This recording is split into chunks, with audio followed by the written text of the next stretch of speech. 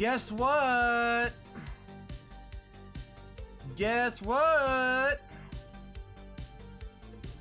It is indeed Pizza Friday and the return of the Fox and the Fedora show. Grease a Dog, thank you for the 50 biddies. There's a host from Lord Zagrim. I saw Xylanth earlier. Hello, Xylanth. Hello, hello, hello, everyone. Welcome back to the Fox and the Fedora show, the only show on Twitch where we still haven't fixed the darn shake machine. Seriously. I keep telling Bob, fix the shake machine, and he doesn't fix the shake machine. I tell ya, it's getting ridiculous around here. Can I have some fries then? Oh yeah, we got plenty of fries now. We restocked on fries. Fly fries. Yes, they are fries that fly. Grease the Dog, yes. You yelling my name.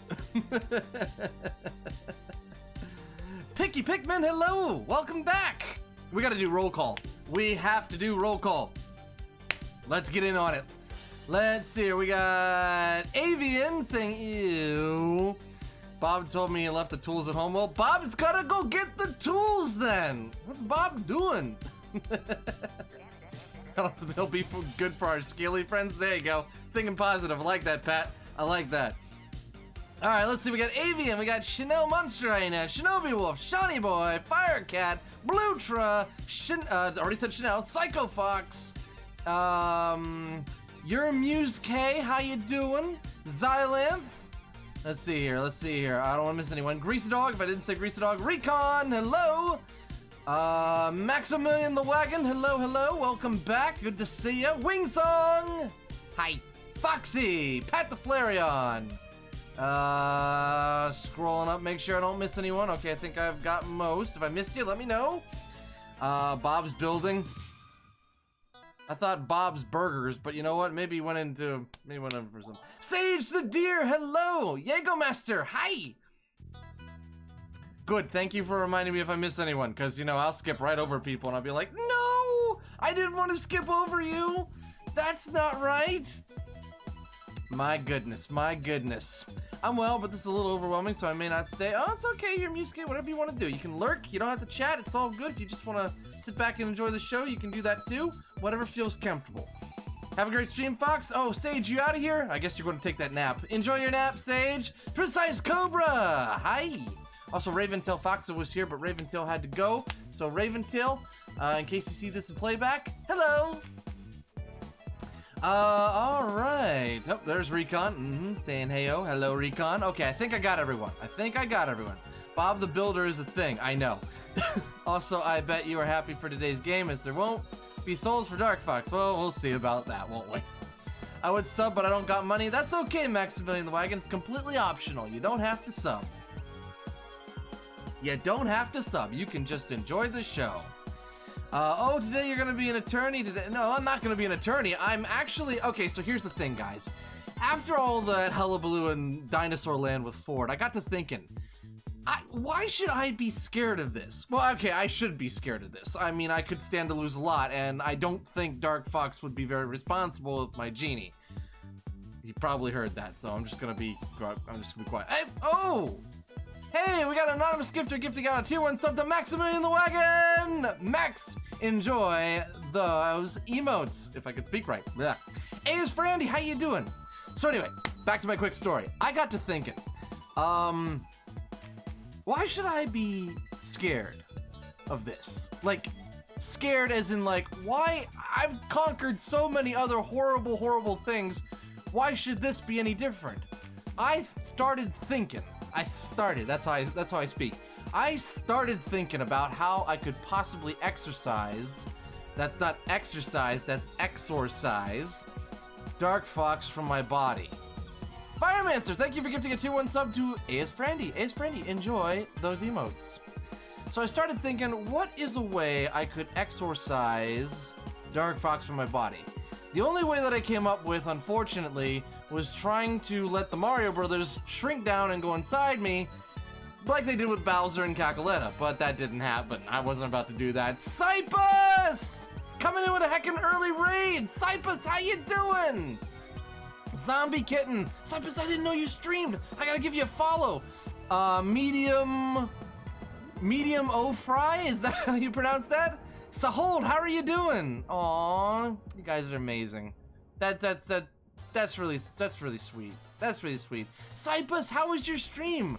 Welcome in, Raiders. For those who do not know, I am the Fox in the Fedora. I'm a fox, I wear a fedora, and I go on all sorts of crazy adventures, aka play games for you. I'm a variety streamer. Welcome on in. It's a raid, Picky Pikmin. Welcome in, Raiders. Phantom Thief 21, what up, you goofball? The ceiling. Last I checked. Technically the sky, and the planes, and the birds, and the helicopters, and the drones, and everything else that might be up there. Steel Wolf with Zaboops. My gosh. I just draw some starship. Nice! Hell Hydrate? Yes. Hell Hydrate! I got water. There's water here. My goodness, it's great to see all you guys. Hope you enjoy the show. Come on in, chill out, enjoy yourself, just relax. It's be good stuff. Maybe you'll find Dark Fox in the Dream World. I considered the Dream World. It didn't quite work out either. He's not up there. He's not in my brain, he's in my soul. So or at least my soul chamber. So I gotta figure out how to get him out from there. I miss hearing that response to what's up. Oh heck. Well, here comes the train! Shiny Boy with the 1,000 biddies. Thank you so much. It's already headed to level 2. Look at this thing. I swear, if you guys derail this thing again, I'm just gonna lose it. I hear you can exorcise the soul with some chicken soup. No, Xylanth. That's only for fighting Mr. Freeze. That's not how that works. Hey, Medium of Fry, thank you for the 100 biddies. I swear, if you guys derail this thing again, this is gonna be ridiculous. But wow, thank you guys. We got a hype train in chat. Choo-choo! The train is going. It's moving. Oh, there's Pat the Flareon with 10 biddies and Firemancer with 1,000 biddies. Raventail Foxo, welcome back just in time. Oh dear. Oh my goodness. Okay, Anonymous, thank you for the tier 1 subs to Zex, the genie that lives in my hat. Nine Stardust, Everbloom, Rodrin64, Snowy the White Tiger, Rob Husky, Eli Durr, Jamie the Average, and Dasan7889. Oh, and Siwius, I think that's how you pronounce that. Heck, thank you. It's already at level 5? How the heck, guys? 100 biddies from Shinobi Wolf. Thank you, Shinobi. May have some soul seals and a soul capture jar at my place. I mean, here's the problem with trying to force Dark Fox out of my soul as is. See, it's not like Kakaletta or just a normal spirit. He's teamed with the first genie, which makes him... It's basically a soul with a shield. So normal exorcising doesn't seem to work well. Shinobi, thank you for... Whoa, Shinobi, you got 1,000... The 1,000 bits badge. Is it your soul or your soul? The former. I'm pretty sure my paw feet are okay. Might be able to tick. Well, that's only if it was the latter, Blutra. But Shinobi, congratulations, 1K bits badge. That means when we have the new emotes, which are on their way, I've seen them. They're heckin' adorable. The 1,000 emote will be yours. Hey, grease the dog. None of that. No.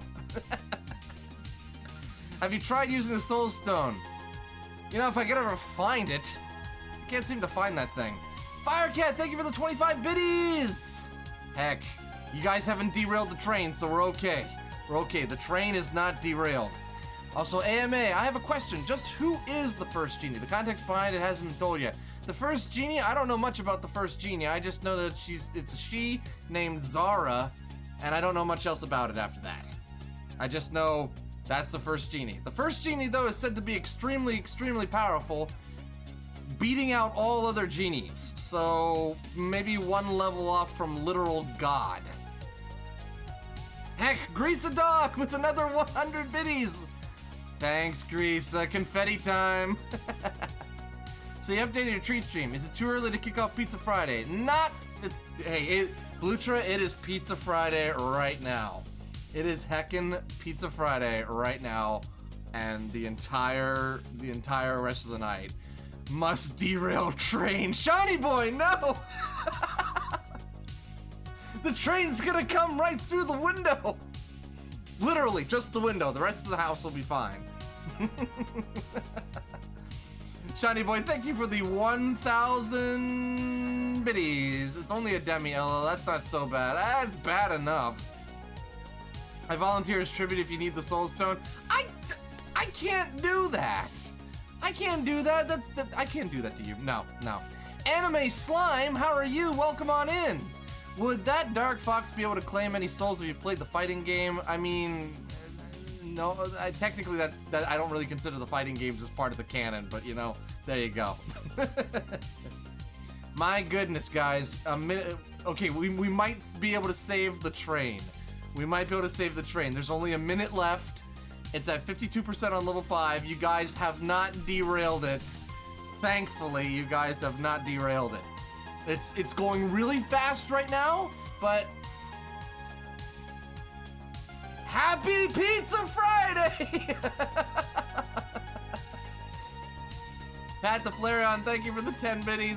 Blutra, thank you for the pizza. That's gonna be awesome. Oh no. Well, there goes the train. Let's make fan art of Dark Fox. I'm sure he would appreciate that. Yep, the train's off the track. 135%. The train has gone off the track. Hey, Wingsong, that's good stuff too. Bye-bye, train. Oh, heck. Oh, Anonymous Gifter, thank you for a tier 1 sub to Avoided Cat 74, Fume Foxy, Lestab, Harassing Donkey, and Kai Libra. Thank you. I really appreciate that. Oh, since I'm new, where did Dark Fox come from? Ooh, Phantom Thief. That is a long story. But to sum it up in TLDR, Dark Fox is me. He's from an alternate timeline where I didn't do so hot, and then, yeah, then I went to that timeline at the beginning of last year. He saw I had a genie, he didn't have a genie, and he thought, wait a minute, if I use a genie, I can make the world, like, better. I can, like, fix everything. And I'm like, but that would be bad. And he's like, I don't care. So now he's trying to, like, you know, do horrible things. Like kill me. Which he has tried several times. Thankfully, I have gotten out of most. Hopefully, he won't get away with this. Taiko on top, how are you doing? Welcome on in. Pretty much, Avian. Pretty much. Alright, welcome back, Foxy. Okay, guys, so now that we've derailed the train, I want to say thank you to everybody who dropped bits and subs. Thank you so much. Blutra, thank you for the pizza. I will have to keep an eye on that. Also, I just want to find out something. I received an email yesterday saying somebody bought me 2 stream gifts, and then today I get another notification of another stream gift. I'm just gonna stop right here and say, you guys are insanely incredible. Like, you keep catching me off guard. I just wake up in the morning and I'm like, what a good day this will be, and then boom. Hey, he did a nice thing, Fox Photo. Didn't you see didn't he send you a Christmas gift? Yeah, he sent me a Christmas gift. I immediately returned it. Hero the Gaming Fox, how are you doing? Welcome on in. Save those points, Hero. You'll need them for later in today's session. So anyway, aside from all this Dark Fox stuff, basically what we're looking at is, I got to thinking, I need to find some way to exorcise him from my body, but it's gonna be difficult because he's teamed up with a genie. Now, the genie doesn't have her full power back yet unless she's freed when he collects the necessary number of souls. So, I'm thinking if I can beat him to the punch and somehow get him out of my body, I could derail his plans and he'll be off to the afterlife, nowhere to go. Except, you know, probably hell. Maybe heaven. I don't know. I don't know how it works. But regardless of that, here's a Christmas gift for you. Oh, what is it? Souls of the Innocent want a refund. Oh, no, it was a Furby that tried to kill me. That's what he got me for Christmas. Will, how you doing? Welcome on in. And here's a Snoop Boop. Oh, am I getting a Snoop Boop? Saboops. My gosh. I hate Furbies. Yeah, they're pretty creepy. Yeah, I'm not gonna lie. Tattletale was pretty creepy. Bacon, yay! Okay, so now here's my plan. I actually heard of a lawyer, some lawyer, you know, out in, I think, somewhere between California and Japan, that actually has dealt with the spiritual and has had to deal with some, you know, cases that actually involved exorcising evil spirits. Japanifornia, yep, exactly, that. Bond Soldier, how you doing? So I figured I would go and see if I could find him. So hopefully I can. And with that, that brings us to our game for the evening. Yes, Cypus? And yes, you should follow me for Monday's Request Art Day. Hint, hint, nod, nod. I will remember to do that, Cypus. Los Angeles, Japanifornia to be specific. Thank you. Thank you. Furry365, how are you doing? Welcome on in. And with that, my friends, let us get on with the main event of the evening. Boop, boop. And I just remembered I forgot to make a command for that. Boop. Got it. All right, Recon. Go get stuff from the fridge. Go get noms. Now then. Welcome everyone to one of my all-time favorite games. This is in the top 10 of my favorite games of all time. I really love the Ace Attorney series. I've played all the Ace Attorney games except the modern ones, like the recent ones. Colton Ray, how you doing? Welcome on in. It's good to see you. And I gotta say, out of all the Ace Attorney games, this one spoke to me the most. It's a bit different from most Ace Attorney games. It's not really a courtroom drama. It's more of a spy/detective crime thriller. Pack me packin', welcome on in. Good to see you. You're so valid. This one's really funny. I love this game. This game is amazing. All right, and without further ado, let us begin.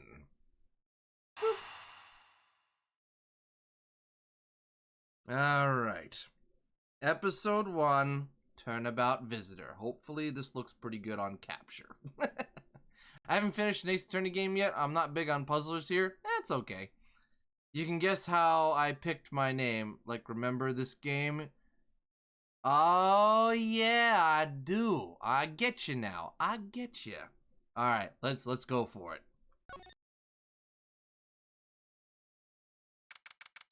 March 14th, 1:16 a.m. Don't know where we are. To make sure the defendant is found guilty, what other choice do I have? Oh, I missed that one. Sorry. That may be true, but why? Why go this far? Sorry, maybe I wasn't clear enough, but a guilty verdict is all that matters to me. No matter what the cost. Holy crap, that escalated quickly!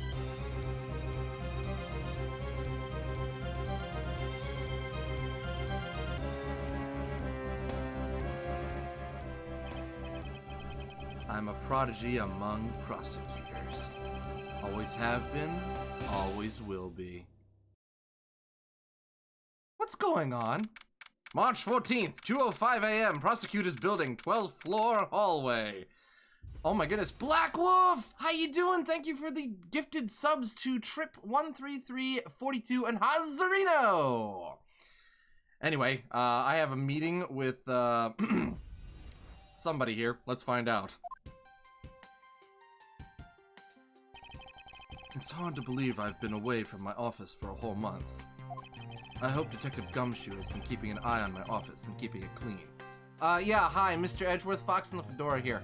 You don't happen to know another attorney that knows how to exorcise demons, do you? I know that must sound weird. I've been trying to talk to you all day. It's been kind of hard to, track down and been getting a ton of interruptions, but I have questions about exorcising demons and foul spirits.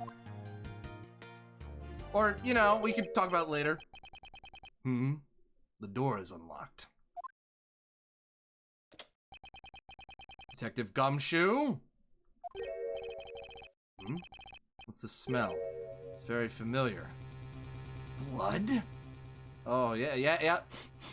Yeah, oh yeah, that's blood. That is definitely blood.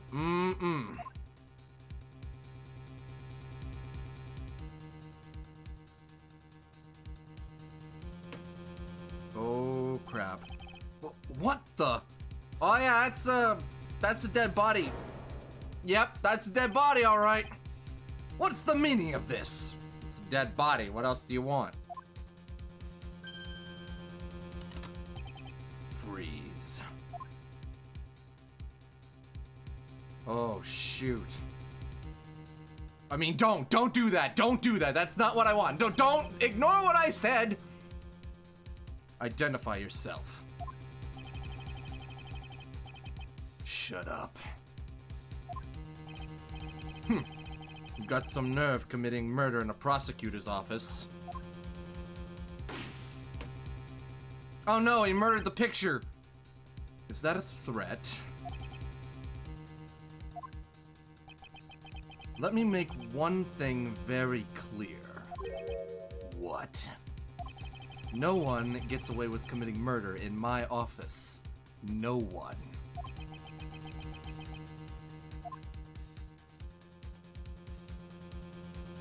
Oh, he backed out. My name is Miles Edgeworth. And I work as a prosecutor in my local district.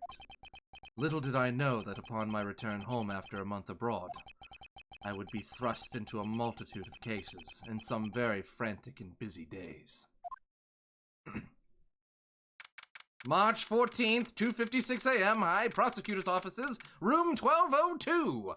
As if that's happened before, right? Skylagrim, how you doing? Phone's junk, I don't have any headphones, so I can't hear any audio. But just want to say I am here, just sitting in the back row. That's okay, Skyla. I hope you enjoy the show regardless. ... I finished. Oh, I mean, he's kind of a side character, so I'll choose a voice for this one. If there are any main characters, guys, get your choose a voice channel points ready. Whoever puts it down first gets to choose voices for different characters.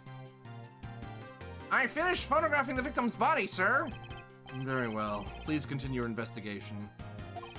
Yes, sir. ...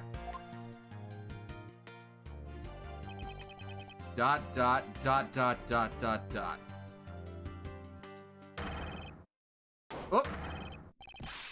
Well, hold off on that one, Psycho Fox. I have a pre-existing voice for Gumshoe. Anyone else after that, though, is fair game. Mr. Edgeworth, sir, are you okay, sir? Keep it down, detective. This is a crime scene. Yeah, shh. When I heard that a murder had taken place in your office, I ran up here straight away. This is Dick Gumshoe. He is a detective with the local precinct, and the one they assigned to handle this murder case for the time being. You're looking a little pale, sir. Are you hurt? No, I'm perfectly fine. However... Ah! Look what they did to your office! It's totally trashed! I'll say, the culprit sullied my floor with dirt rather well. No one gets away with tracking mud into my office. Yeah, that's what we're gonna do. We're gonna track him down and slap him a charge, and he's gonna, what's the charge? I'm tracking mud into his office. You're under arrest. Whoa, sounds like you're getting really burned up over this whole thing. This crime was committed in my office, so it is my responsibility to solve it. That's just like you, Mr. Edgeworth. Okay, time to do some investigating. Agreed. Our first course of action is to gather relevant facts and leads. We must not overlook anything, no matter how small, if we are to find the truth. So I'll keep any leads or information we find etched in the forefront of my mind. Speaking of things that pique my curiosity, why of all places did the murder occur in my office? Holy crap! 3,000 biddies? Sonic Destroyer, how you doing? Oh, I'm not an attorney, but he is. I'm sad that the direct sequel of this game never got an official. I know. That makes me so. I really wanted it to. I love this game. It's different. It's unique. Miles is great. Oh, this is fantastic. Whoever you were that gave 3,000 biddies, thank you. Okay, so we have our first question. Why, of all places, did the murder occur in Edgeworth's office? By the way, you guys are welcome to help me figure out the crimes. But if you know who did it and how it was done and all the spoilers, I would ask that you please shh. I have to remember it myself. Did you see the other sub-series, the Gaia? I'm not sure how to pronounce that. I think so. Is that the one with like Sherlock Holmes? Kilo!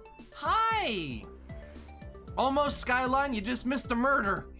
Kilo, thank you for the tier 1 resub for 4 months. How you doing, Kilo? I get the nagging feeling that this is something important to keep in mind. Yeah, I was wondering that myself, sir.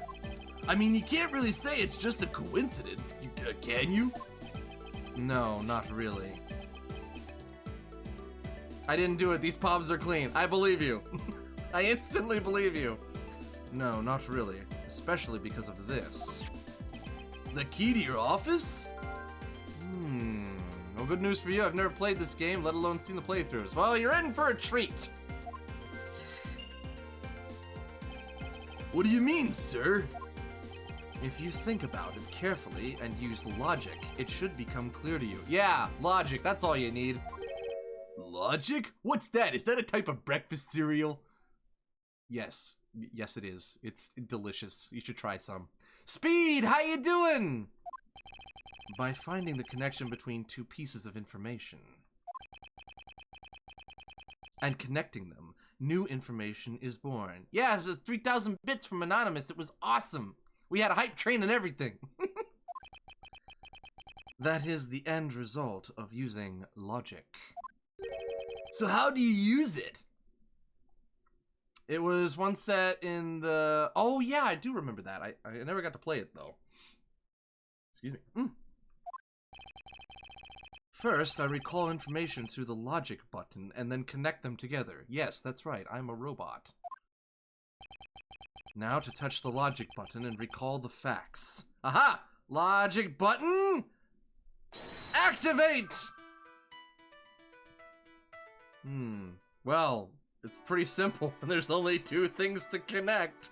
Considering that my son is a killer too, I have done research into the minds of criminals and done some criminal justice study work before.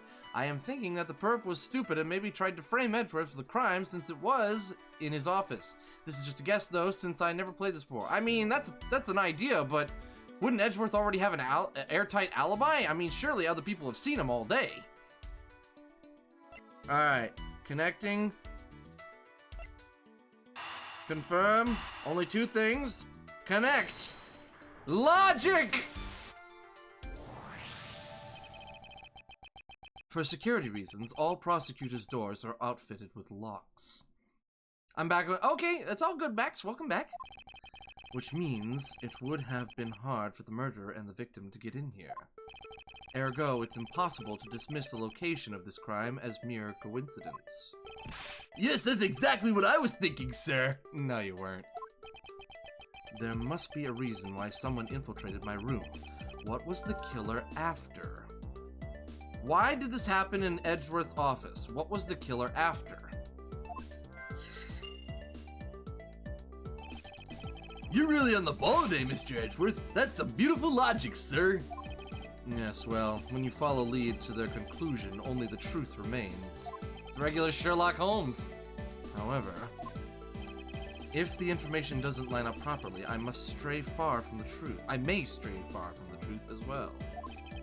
But if I think carefully before piecing leads together, the logic should flow. He's after them Pete's, I'm telling you. Nah, I know what he's after. The delicious fruit flavor in every stick of chewing gum. Well, let's get started with our investigation, shall we? Yes, sir. Begin your investigation! Now, this is what's cool about this game. You actually get to walk around. It's not like a visual novel. The basis of any good investigation is to examine everything, sir. I know that. And when I want to examine something, I simply touch the exam button. Oh, if you ever feel lost and want to talk, just touch the partner button, okay? Black Wolf, thank you for the gifted tier 1 sub to Skyline. Skyline, enjoy those emotes.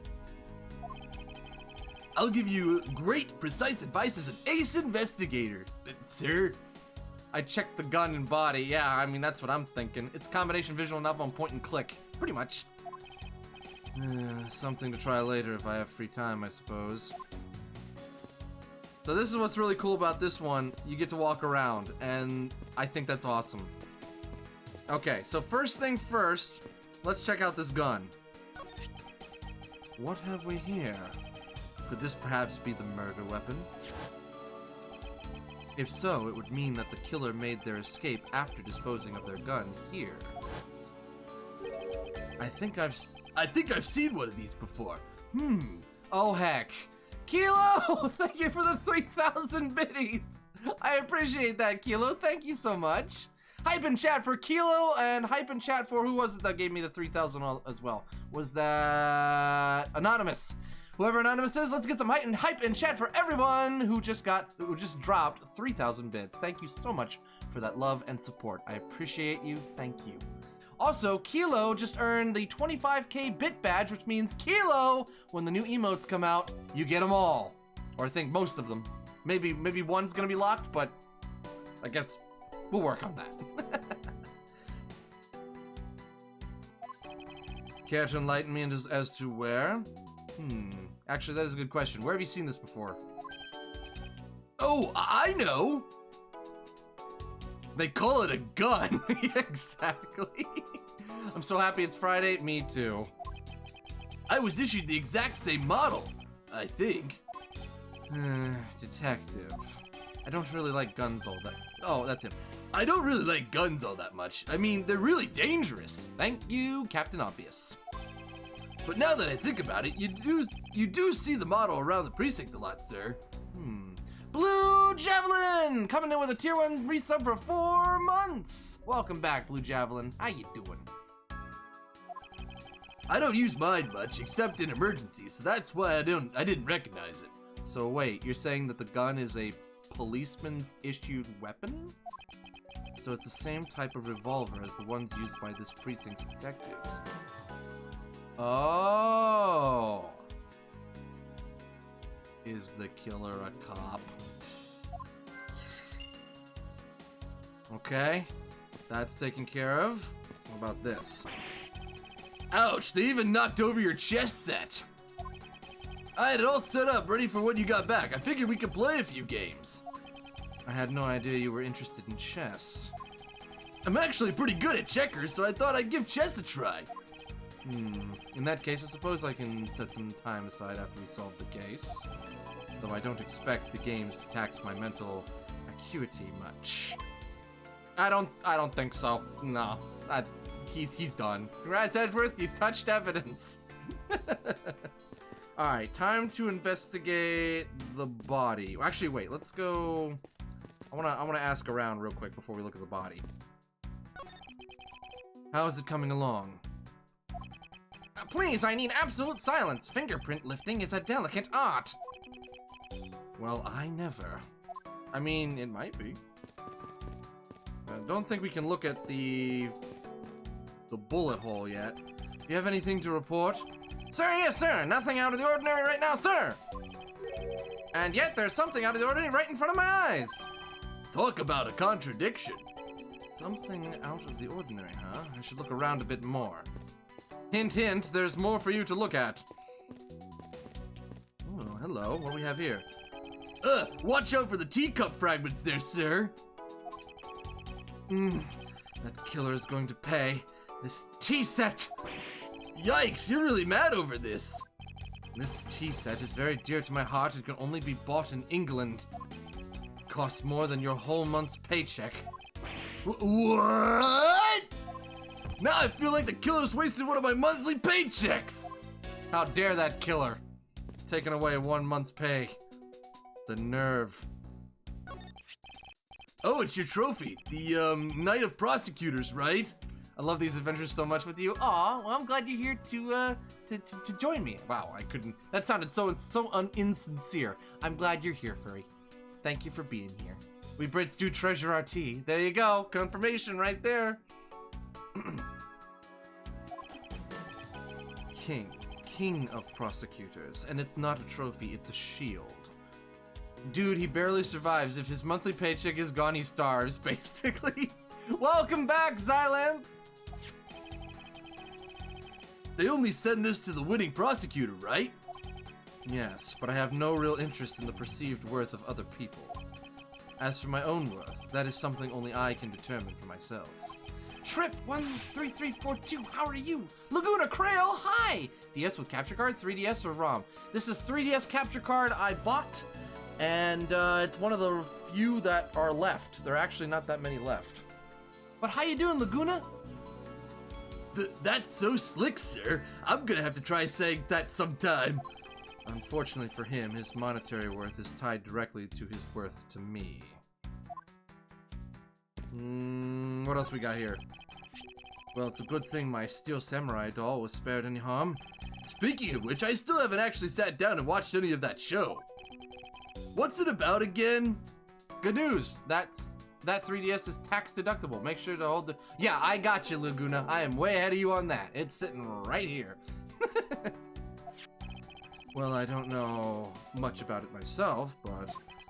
The hero of the Steel Samurai, warrior of Neo-Old Tokyo, is the Steel Samurai, and his goal is to defeat the evil magistrate. It's a show geared towards kids. However, its high production values and riveting plot draws in a number of adults as well. Spin-offs like Pink Princess, Warrior of Little Old Tokyo, and The Nickel Samurai, along with a deluge of merchandise and even a new stage show, gives it presence. This guy is just praising you left and right like he's kissing your shoe. Wait, who are you talking about? Who are you talking about? So it's an anime. Yeah, it's an anime. Much like Kamen Rider. Exactly. You sure know a lot. Are you sure you're not some sort of rabid fanboy? Of course not. Anyone that keeps up with society knows at least this much. And that conversation lasted longer than expected. Let us return to the investigation. I think Edgeworth's a fanboy. Anything else here?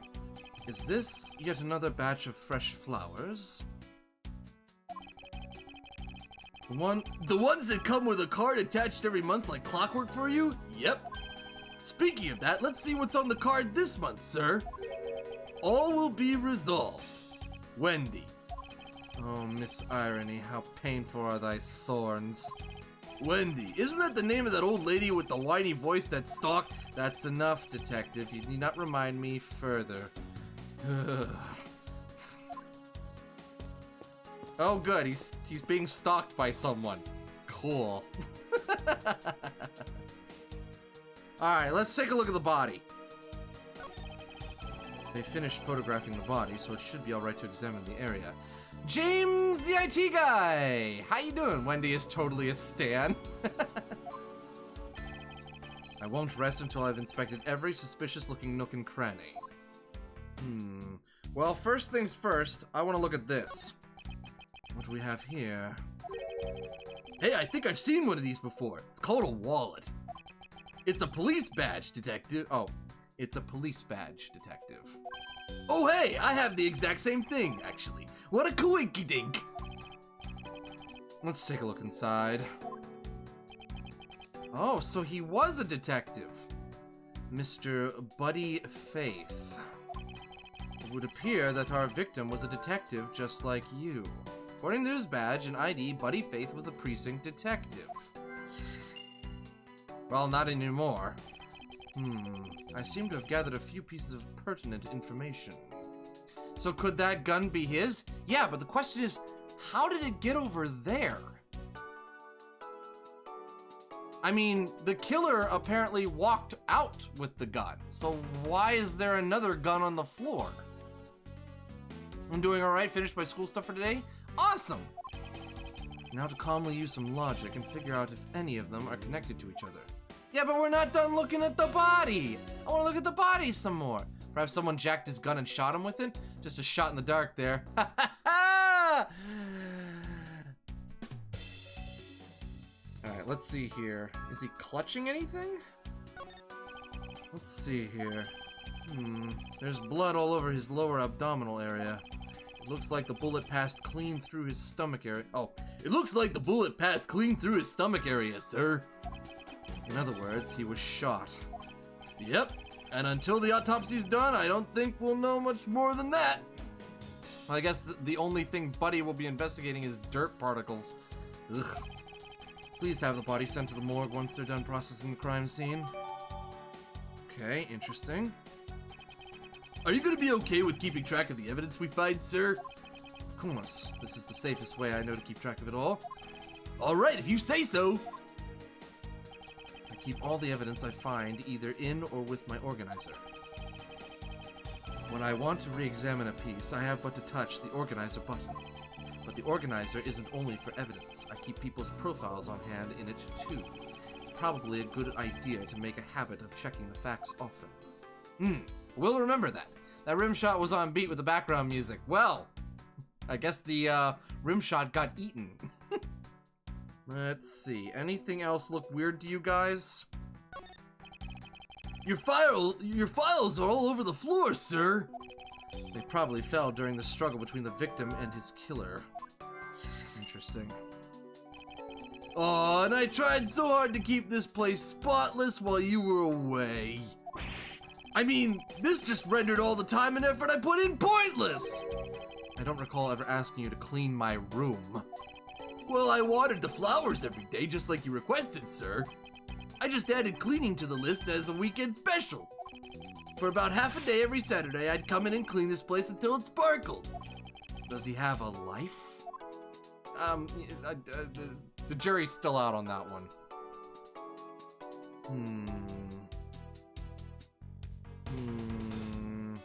Is there anything else here? I don't believe it! I packed those files on these shelves so tight that not even an earthquake could make them fall off, but just look at them! At this rate, the rest of the files won't be able to withstand an earthquake at all! A problem to be sure. Well, once the investigation is over, we'll put them back up on the shelf. Okay, let's try logic. Okay, let's see. So, signs of a struggle. Edgeworth's files are a mess, pointing to a struggle between the victim and the killer. What was the killer's goal, though? Why did this happen in Edgeworth's office? The victim was a detective of the local precinct, Buddy Faith. And the weapon that may have been used to kill him, we don't know yet, found at the crime scene is a revolver issued to police detectives. So, I'm thinking we can connect these two. That looks like a yes.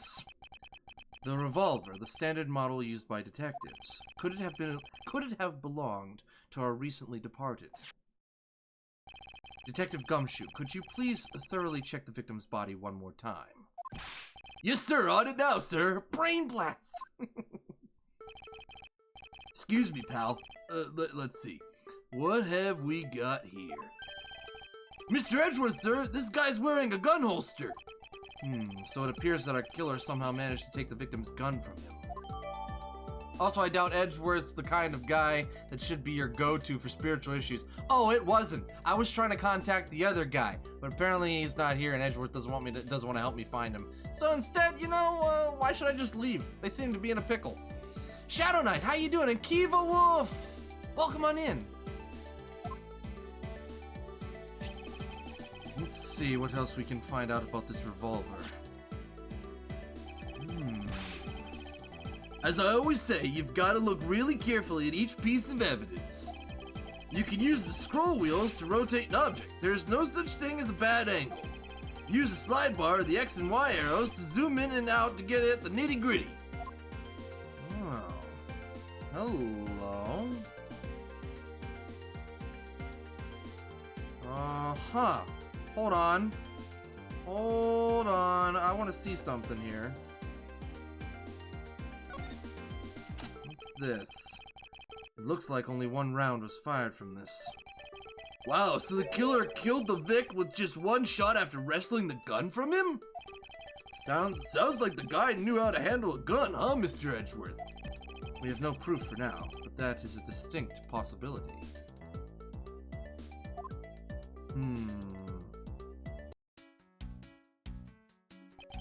I guess this is about all we're going to find out. We should send the body to Jim! He's dead, Jim. What the? Whoa! Oh, well, guys, we need a voice. Who's got channel points? Choose a voice. Give me a voice to do for this dude, who we already know is the murderer. Avian gets in first. All right, Avian. All right, Avian. I don't know what baby babble is. Are you just talking like baby babble? I don't know. I don't know if I want to. I don't know. I'm not feeling that one. I don't think I'm feeling that one.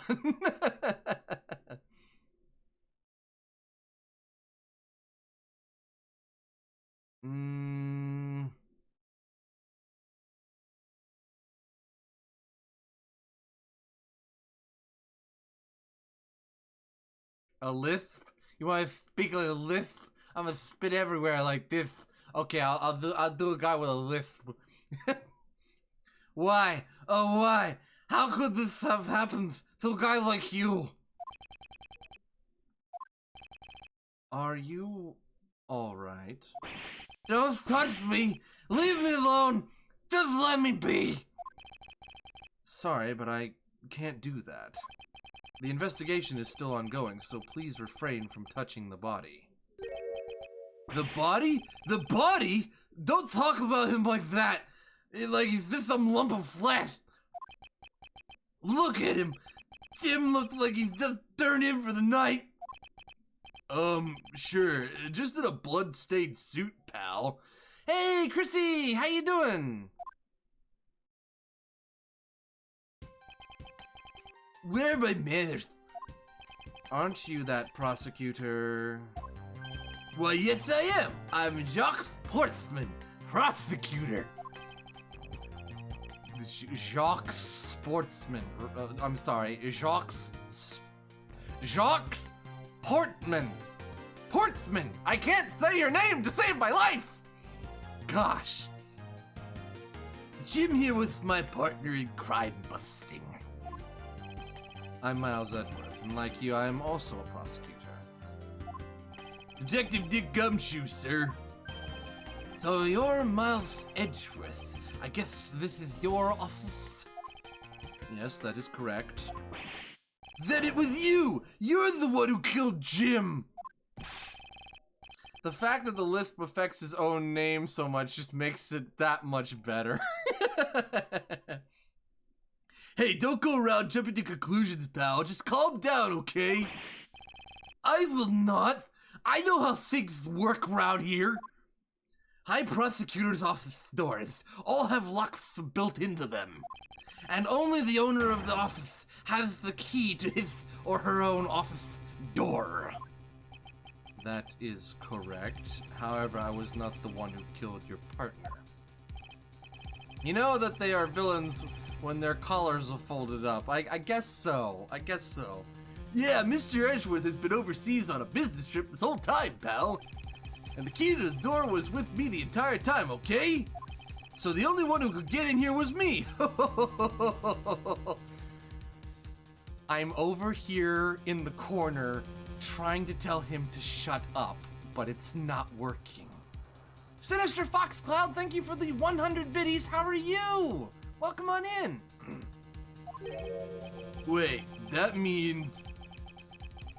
I'm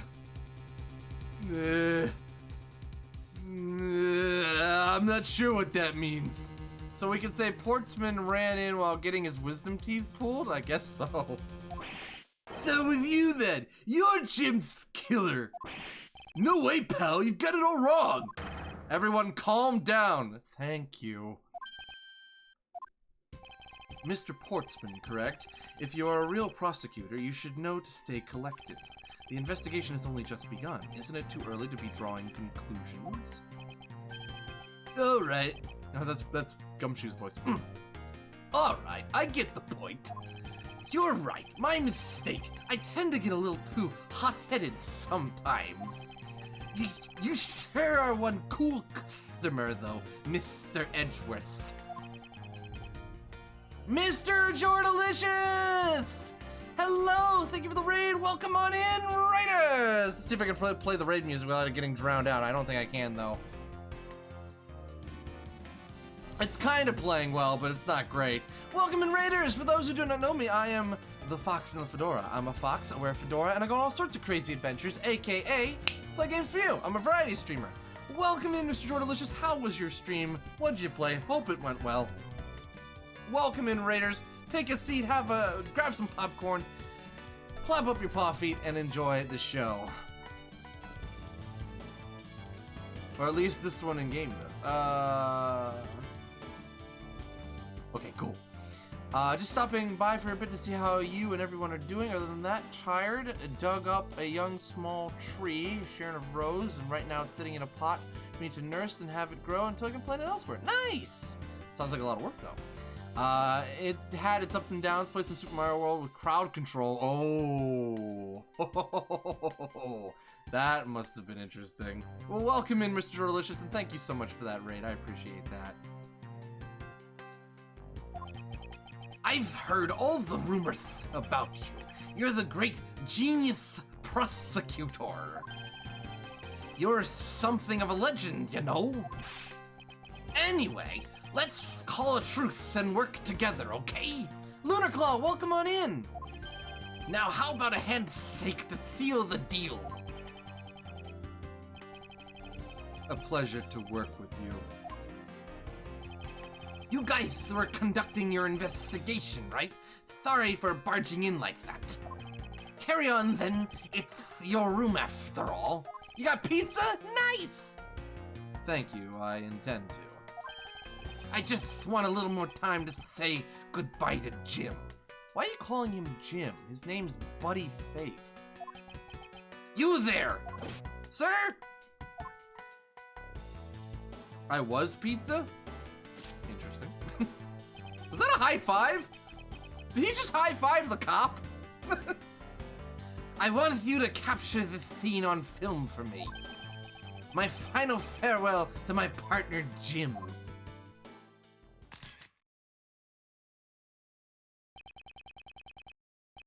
I should probably give them some space. I don't trust them. I don't trust them. And for good reason, I don't trust them. At least now we can take a look at this. Looked more like the handshake from Predator.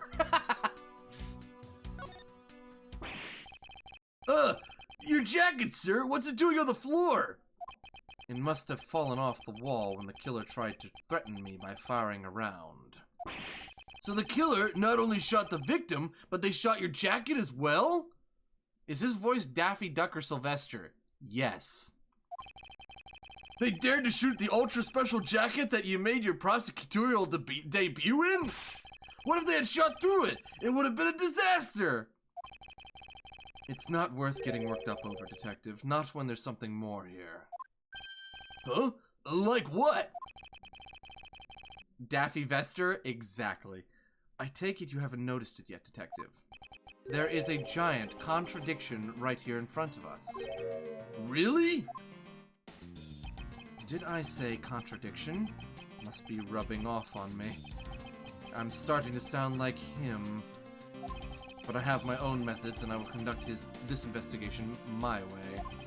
When the scene before me contradicts a piece of evidence or seems off, that's when my deductive skills come into play. First, I have to find the spot that holds the contradiction. That spot would be the bullet hole! This is it. This bullet hole is where the contradiction lies. Would have gone film noir and given Edgeworth a Humphrey Bogart type voice. Things are well, Sinister. How are you? When I spot something that's off, I should touch the deduce button with conviction. And when I have found sufficient proof to prove the contradiction, I present it. This is how I do things. The contradiction would be only one bullet was fired from the gun. So how is it that 2 bullets were fired? Eureka! This bullet hole is the contradiction. What do you mean, sir? It's elementary. 2 shots were fired in this room. The first felled the victim, and the second felled this frame. Hey, that's right! However, this gun was only fired once. Hey, that's true too. Wait a minute. Mate? Does that mean the guy that held us up was not Portsman? There were 2 guys with guns in the office? Which means that one of these 2 bullets was fired from a different gun. So there were 2 guns. Did the killer have another gun prepared for tonight? I doubt it. Unless that was Portsman. It was the butler. Exactly. See? Keeblewolf's already got it. The butler did it. By the way, I noticed something, sir. Yes? What's that thing sticking out from behind the frame? Ah, that. It's a secret safe. Secret safe? Oh, I smell money! I'll spare us the trouble and just say it. Nothing like what you're imagining is inside. Now, if you could kindly move this frame out of the way. Roger that. Talk about dusty. I suppose that's what happens when I'm not here to dust it once in a while. Also, detective, social distancing, please. I had no idea there was a safe here. I'd have kept it clean for you, sir. So when did you put this thing in? It wasn't something I had installed personally. Every prosecutor's office has one. Really? I had no idea. Well, only prosecutors are supposed to have knowledge of their existence.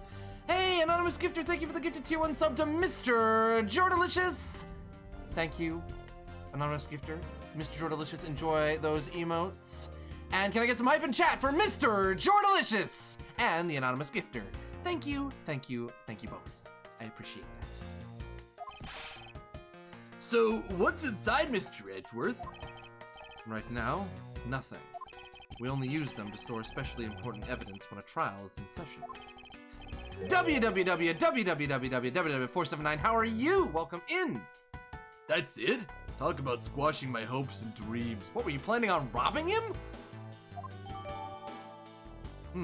Interesting. I won't rest until I've inspected every suspicious-looking nook and cranny. Wait, guys? Are you seeing what I'm seeing about the safe?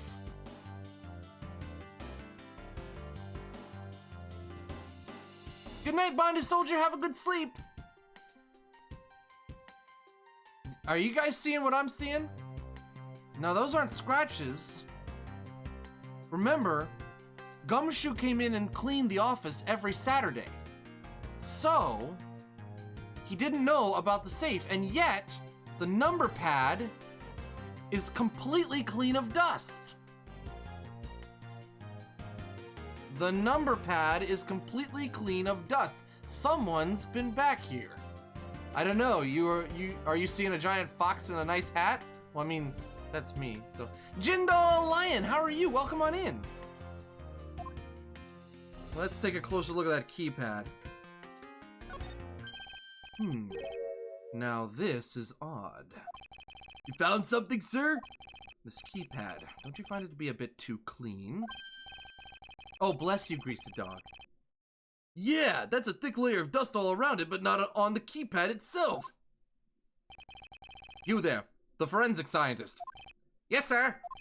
Could you please dust this area for fingerprints? You got it, sir. I couldn't find, let alone lift, a single print. Looks like it was wiped down well.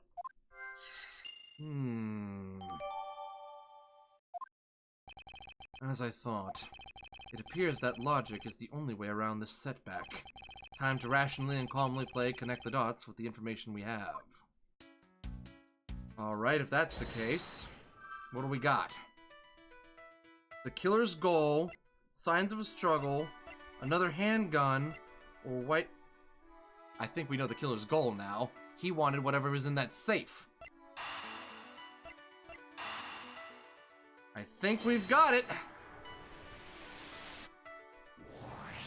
The Toxic Fulf, how are you? I believe I have figured out what the murderer was after. Well, what is it, sir? The fact that the safe was wiped clean of fingerprints suggests that the criminal had at least attempted to open my safe, making the culprit's motive for breaking and entering theft, I believe.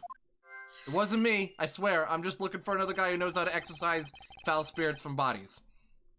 I wonder if knowing that the motive behind this break-in was theft changes what the other pieces of information can tell me about this crime. Oh, I'm not a lawyer. I'm just helping out. Why struggle with the victim if you have gun already? Exactly. If the killer has a second gun, why did he struggle to take the other gun away? Why not just be like, draw, boom, done? Which bears the question, why a struggle? Ah, that wasn't it. Not exactly a shining example of the perfect line of logic. I guess we need more evidence.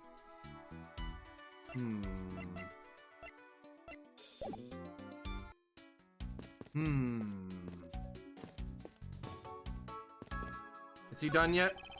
Mr. Portsman, a word if I may. Jim, I swear, I'll find your killer and bring them to justice. You wait and see. It'll be for the both of us.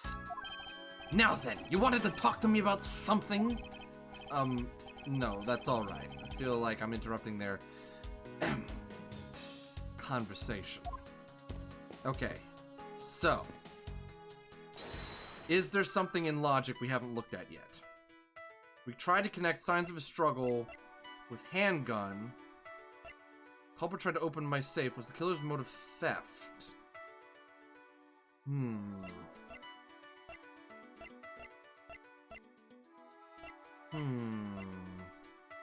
Hammerman, how you doing? Theft and struggle, we could try. I don't feel like that connects though. Cause there's... Wait, you can move around this one? Yeah, that's why this one's one of my top 10 favorites. Okay, so I don't think this connects because it doesn't really... Theft and handgun? I don't know if that connects either.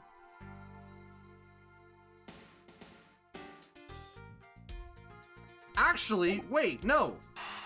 Signs of a struggle on the other hand. Wait, we tried that one. No, that was wrong. That was wrong. We tried that one. I literally backtracked and tried the one that didn't work.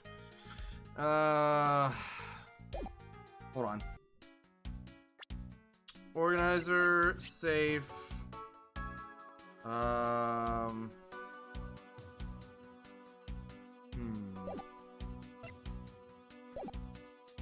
Is there anything else we haven't looked at yet? Okay. But I think that's taken care of. Oof! Hi, Hammerman. How you doing? All right. So, or have all the choose the voice things that can be used for the game. For now, there will be more characters. There will be plenty more characters. Okay. So let's think about this. Is there anything else? Is there anything else we could run with here? My files are a mess, pointing to a struggle between the victim and the killer. And we found everything. Maybe he shot at the frame because he knew How about this? Oh, there's my pizza.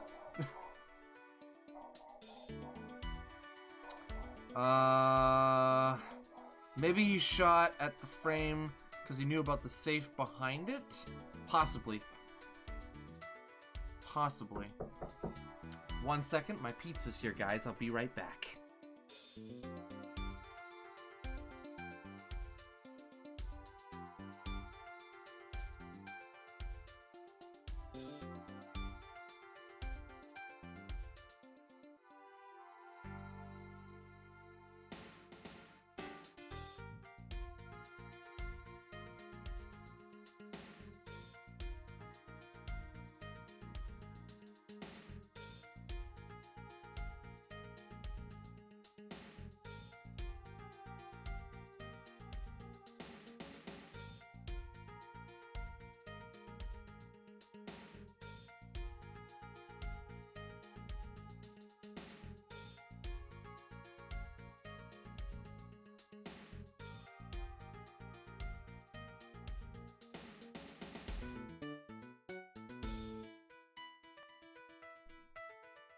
Alright, I'm back. Sorry about that, guys. Whew. Also, thank you, Blucher, once again for the pizza. I appreciate that so much. Now, back to the detective adventure. Let's see. Fullest the Fox! Oof! How you doing? How you doing, Fullest?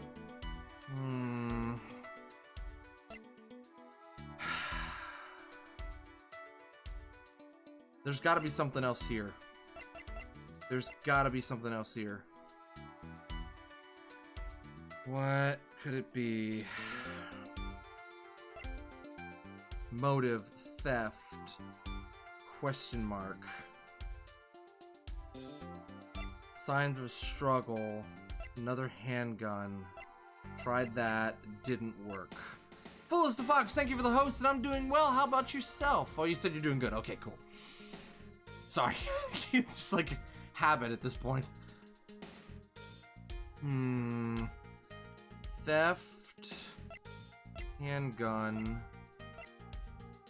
signs of a struggle.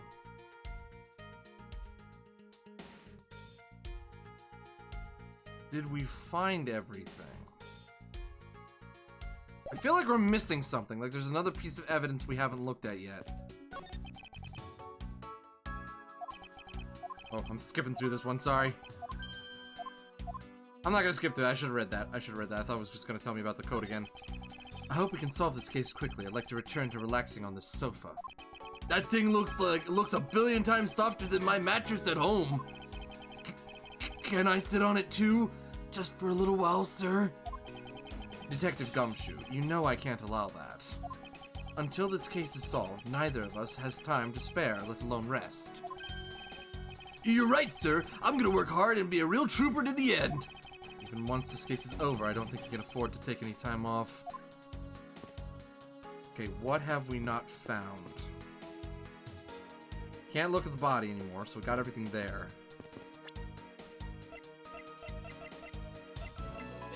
Victims, one shot fired. Secret safe. Crime scene notes. There's gotta be something in the logic. There's no other thing here. So, I'm thinking...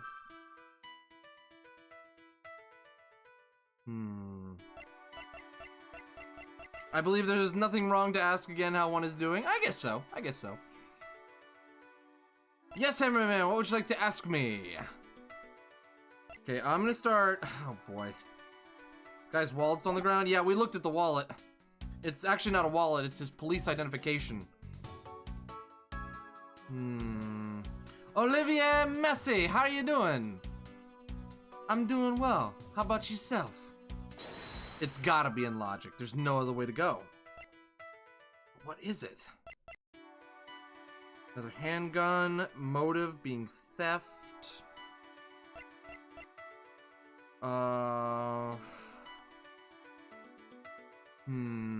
Oh, you don't have to apologize, Max. It's all good.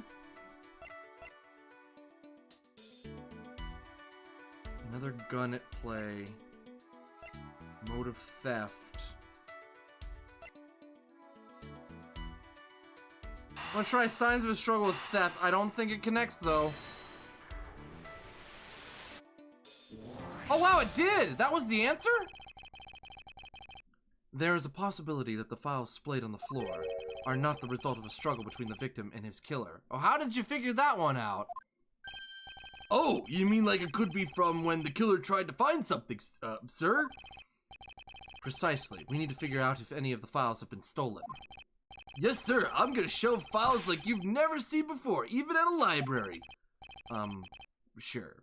Let's give that a try. Oh, I get it. He's thinking maybe one of the files got stolen. Why do all the good ones always die young? Surely you must ponder that every once in a while, Mr. Edgeworth. Firecat, enjoy the lurk. No matter how much we lament, the dead will not come back to life. Don't mind me. I'm just here. All we can do is search for the truth. And so, what are we supposed to do? How do we go about finding the truth? First, we calmly restore the files to the rightful place. You got it. Here, let me help. So this file goes here, and that book goes there. Oh, thank you for the hug. You, sir, know a lot about where things go, despite it being Mr. Edgeworth's office. Cats from Tokyo, how you doing? I'm having a good day, how about you? Because I'm the one who keeps it tidy, pal. Okay, done. Oh. Yikes. It would appear that the murder was definitely committed here. The bloodstains on the bookshelf are still fresh. I suspect that the victim was killed in a standing position, hence the prints on the shelf. And then the guy fell onto the floor, right? The blood on the floor is kind of grossing me out.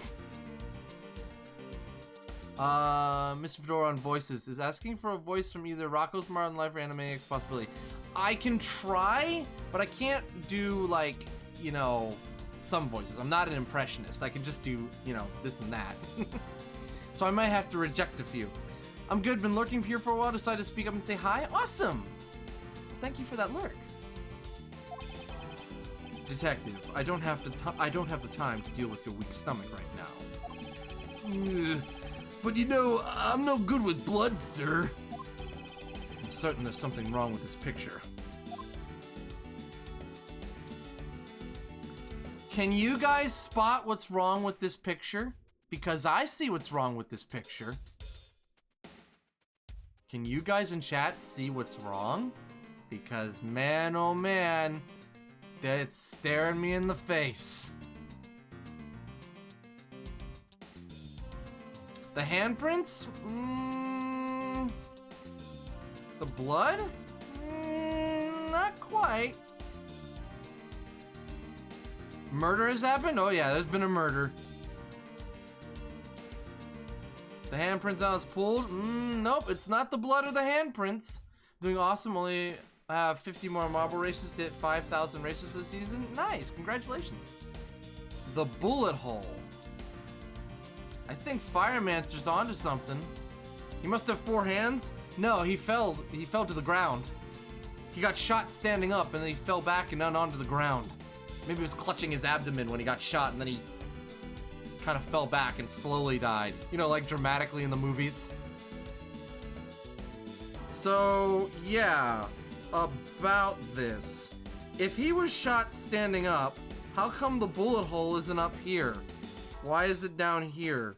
And Gumshoe, for all of his faults, knows where things go.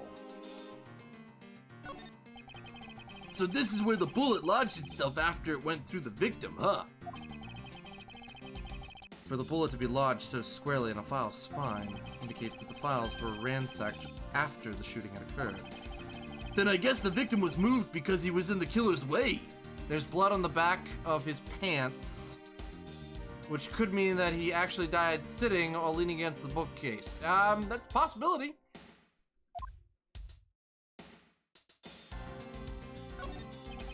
The victim's handprints. He must have tried to support himself with his hands here after being shot. There are prints on the floor, too. Those must have been made when, unable to stay standing, he dropped to the floor. Right, okay, alright. I put them all back just as they should be, sir. Doesn't look like anything's missing. Although it does look like the killer moved the body to flip through my shelves. I wonder if they found what they were looking for. What were they looking for, Mr. Edgeworth? Might depart from here, see you on the other side, take care. Alright, Sinister Foxcloud, have a good one! It appears that the victim was in a sitting position here after being shot. Oh, so that's why the seat of the victim's pants has blood on it. That would be the logical conclusion. Alright. Now, we need to talk about this bullet hole. Is this spot somehow connected to any of the evidence I hold? Bullet went clean through the victim's abdomen. That sounds pretty contradicting.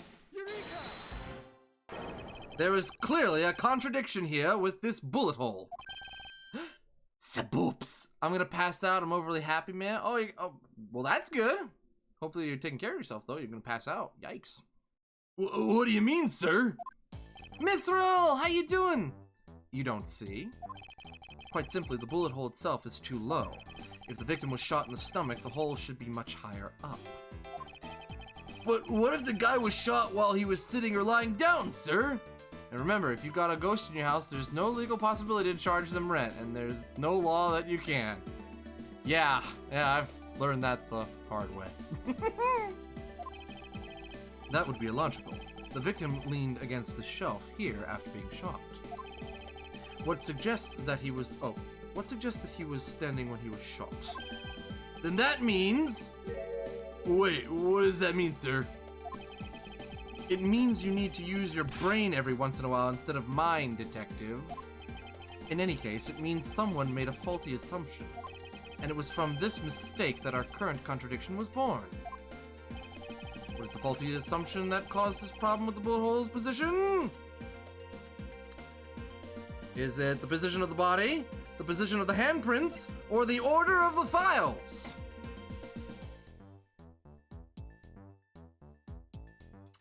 I think it's pretty obvious at this point. I think either Gumshoe or Portsman messed up, and I'm willing to bet it was Portsman. I wonder why. I believe the order of the files is a bit off. You mean I put them back in the wrong order just now? Hey, actually, I think the labels of the files are wrong. Oh? Yeah, you see here how the files that were shot begin with the number 0? What are those doing all the way down in there after 1, 2, and 3? That's really weird! Fox, time for me to go get some sleep. Alright, sleep well, Mr. Jordalicious! Thank you again for the raid. Actually, the way they are organized now is the correct order. They are exactly as I see them in my mind's eye. But the numbers are all out of order. Those white binders are special, so they are arranged a little differently. But from this, we know that the files were not in this order when the crime occurred. Aha, so that's it. I believe the killer made the same incorrect assumption as you just did, Detective. Let's rearrange the files in numerical order and see what we find out. Do you think it'd be okay to prop the body back up to how it was before it was moved? They finished processing the crime scene, so I don't see why it wouldn't be. If you please, Detective Gumshoe. As I suspected, the bullet hole is now where it should logically be. The killer went through my files first before shooting Mr. Faith, and then put the files back in numerical order, I guess. Exactly, and then proceeded to shoot the victim. But why would someone kill a man and then look through your files one more time? Puzzling indeed. The files were thrown into disarray twice, once before and once after the crime. But why? So wait a minute. The killer came in, messed up the files looking for something, shot the detective, and then messed up the files again? I would sooner have run. Surely somebody would have heard that shot, or may have heard that shot. I would have been out of there.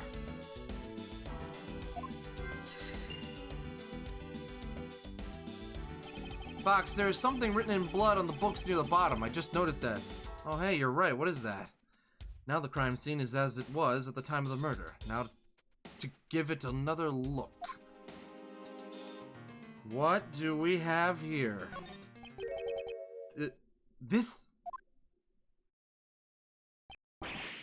What is that? Why does it say gumshoe on there in blood?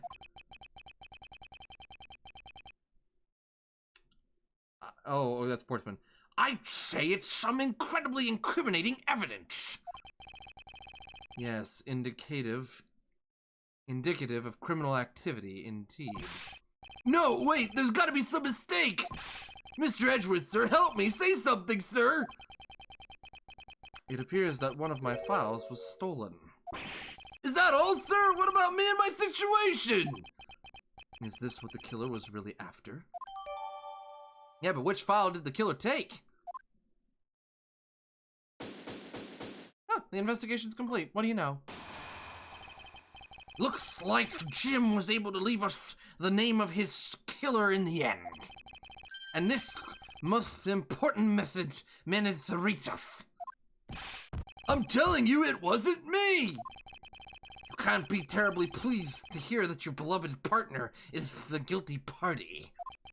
If you are going to accuse Detective Gumshoe of being the culprit, I sincerely hope you have some proof to back it up.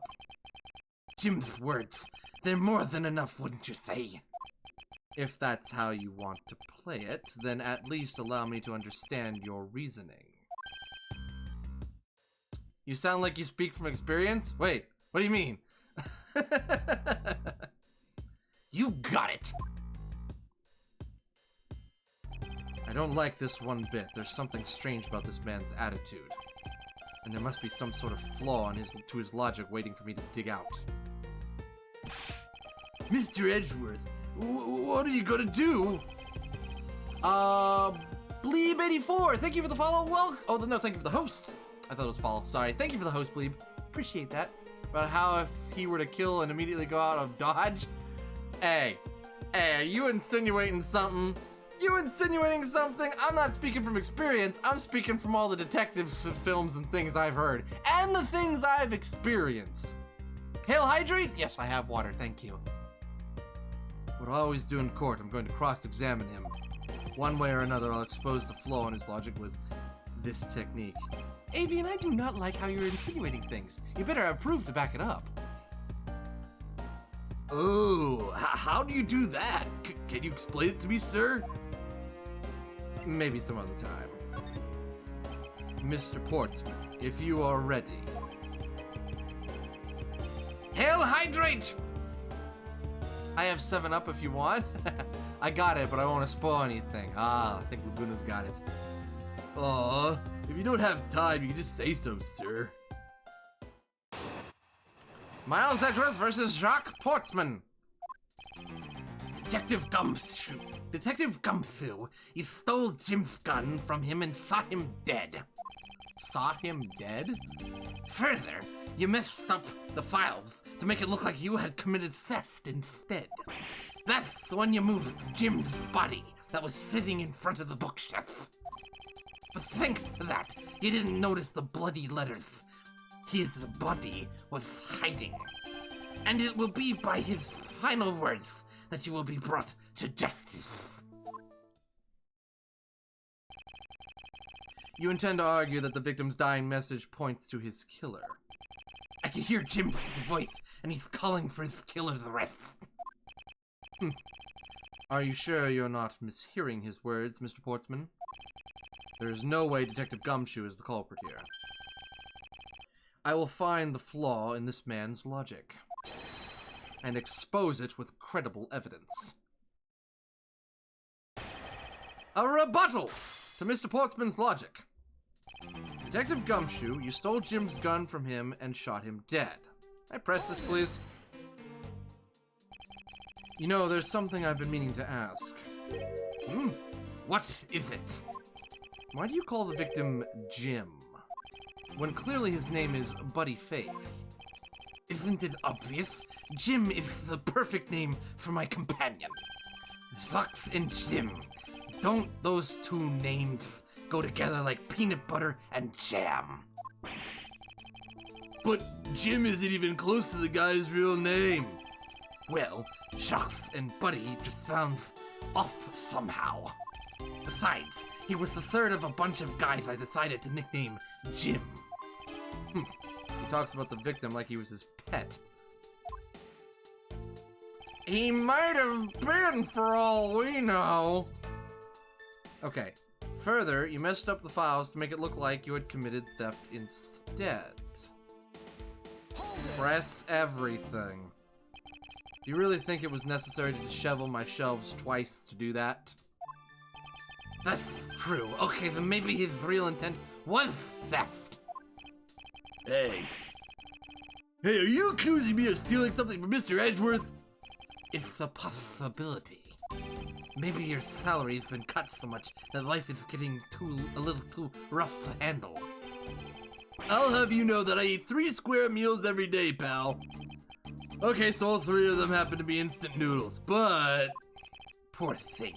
What an evil prosecutor you were paired up with. And what a motive, no? That's when you moved Jim's body that was sitting in front of the bookshelf. Something's off about that. Hold it! And why would Detective Gumshoe do such a thing? Because the body was getting in his way. He had to mess up your bookshelf somehow, right? Anyway. But thanks to that, you didn't notice the bloody letters his body was hiding. I have lots of questions for you, Mr. Portsman. Why do you think the killer didn't notice the bloody letters? The body was covering it quite well, would you say? That's how he missed it. But judging by what I've seen, it doesn't take much for your detective to miss something. What do you think you are? You know nothing about me, pal! There's a lot a person can understand about another from first impressions alone. I can't say I disagree with him on that point. Why didn't you say something, sir? Not you too, Mr. Edgeworth! Despite his lack of attention to detail, I don't believe the detective to be the culprit. Nobody could have overlooked the bloody letters, and I can prove it with evidence. Exactly! I couldn't ask for a better setup for the game-finishing spike. Hold on there. Let's talk about that. Let's talk about that blood. Let's talk about that blood. Bullet went clean through the victim's crime notes.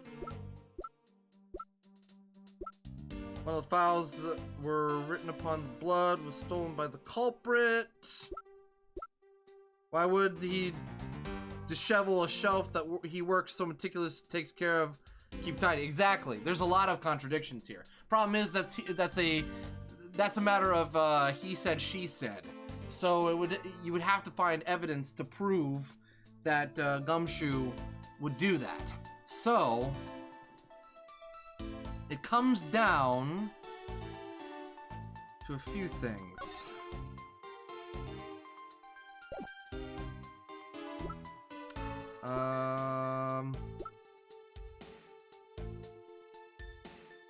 But which one? It's either crime scene notes or stolen file. I doubt it's stolen file. Bullet went clean through the victim's abdomen. The body was found. But thanks to that, you didn't notice the bloody letters his body was hiding.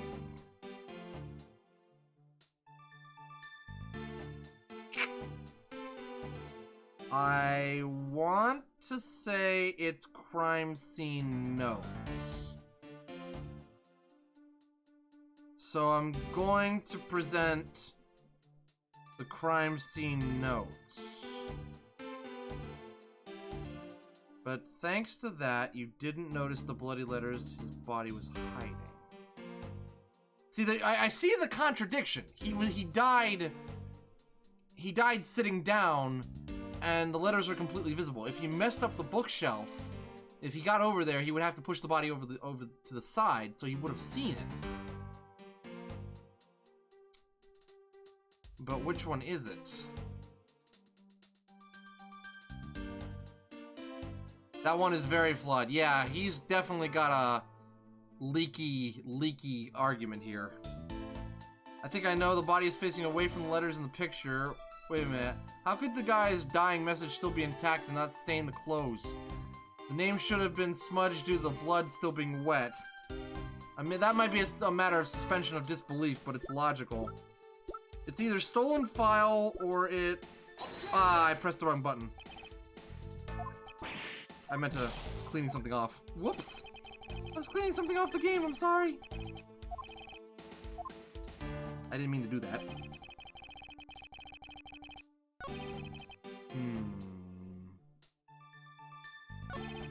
You messed up the files to make it look like you had committed theft instead.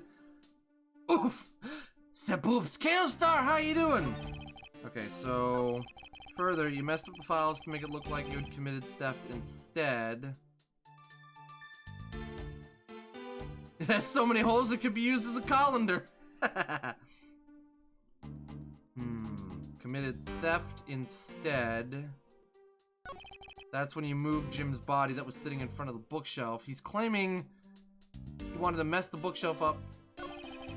Messed up the files to make it look like you had committed theft instead. Lozark, how you doing? But thanks to that, you didn't notice the bloody letters his body was hiding. That's impossible. He would have seen them if he had pushed the body out of the way. Wait a minute, I'm not thinking clearly. The file, he had to take the file. If he had taken the file... If he had taken the file, he would have seen the blood. Objection! Perhaps you're not aware, Mr. Portsman, but there is a serious flaw in your logic. Bringing a bit of the courtroom into this, I see. No problem, I'm game. I can't help but find it odd. Excuse me? Odd that a fellow prosecutor would be brought down by the power of his own office. Well, what are you talking about? Oh, you're joking, I get it. If you have the time to laugh, then you have the time to take another closer look at this. Do you still not see? If not, may I direct your attention to the missing file? What? That's impossible! What's impossible, Mr. Portsman? Nothing. The files on that shelf are all about a certain case. When the killer went to take the file after murdering your partner, I highly doubt they could have missed the bloody letters written on the spines. Objection! Don't you objection us! It's possible that they could have taken the file before committing the murder. I think it's pretty obvious that the file was stolen after it was written on. The missing letters in the detective's name where the file should be is proof. Yeah, I mean the S is gone and there's only half an H. If Detective Gumshoe really was the culprit of this case, I highly doubt that even he could overlook his own name written in blood on the files. Especially as a detective who can't stand the sight of blood. Which means, what exactly? What does this make this, what does that make this dying message? It makes it the work of a criminal intent on tampering with a crime scene. That's so low, I can't believe the criminal tried to pin this whole thing on me, sir! I'm gonna get him, sir, you'll see I'm gonna have them under arrest in no time! Well, Mr. Portsman... Brilliant! Absolutely splendid! Logic deserving of Olympic gold. I appreciate the praise, but it doesn't change the fact that your reasoning is flawed. Meh, you win some, and you lose some. That's how life goes. Glad everyone's so cheery, even though I feel more dead than alive. Ah, but you know, it really is a shame. I really didn't want to have to bring this up, however. Uh-oh. What is it this time? Are you still after me, pal? Humor me for a second. Who has the key to this office? That would be me. But Mr. Edgeworth just proved that I'm innocent, pal.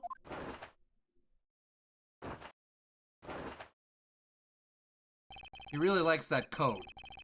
That's absolutely right, and I acknowledge your innocence. Then why do I sense that you still have something to say? Okay, we get it. You like your coat. Well, I was thinking... Bandy! How you doing, Bandolito? Did you know there is one other person with a key to this office? One other person? Hey, you there! Yes, sir. What is it, sir? Would you kindly fetch and escort that lovely young lady here for me? A lady? The girl is a member of this building's security. Think of her as a material witness. Careful, Fox. He might fly away with that jacket. I'm pretty sure he will. OMG, stop with the code. Hey, Fizzy J, how you doing? I love Gumshoe so much. He's fun. Been lurking for a while? Appreciate it, Bandy. Hey, Fizzy J, how you doing, Jay? What's new? I just imagine Max just walking in just randomly like, OMG, stop with the code. Security? Did you say security? No, stop it, pal. Don't. I'm great, my fedoraed friend. Hope you've been well. Pretty good, Fizzy. Pretty good. What's wrong with him all of a sudden?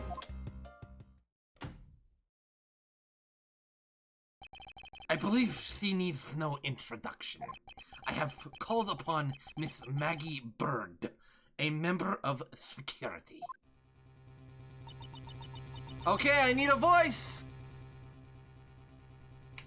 I need a voice.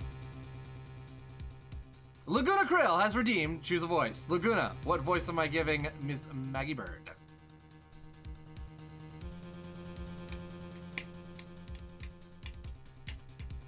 Whoa. Apparently the bot didn't like it. Twitch didn't like it. Bird, she's such a sweetheart. Oh, oh, a diva? Why did it censor diva? What? It saw the dot and oh, is that what it did?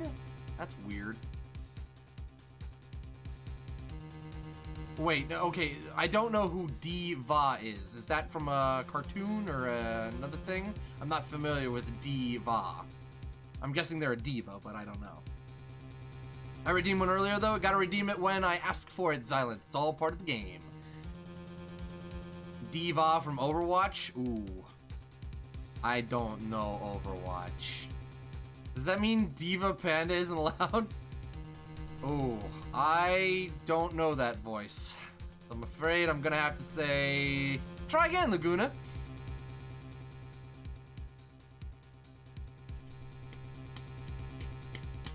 I don't know that voice, and I don't know if I could do that voice. I'd have to actually go listen to the voice, and practice the voice, and learn the voice. I will and am able to reject voices, by the way. Some I just can't do. I'm not an impressionist. I do my best, though. Like, say, Goofy. I can't do Goofy. I can't do Donald Duck. I can do Mickey Mouse, and become the voice and be the voice.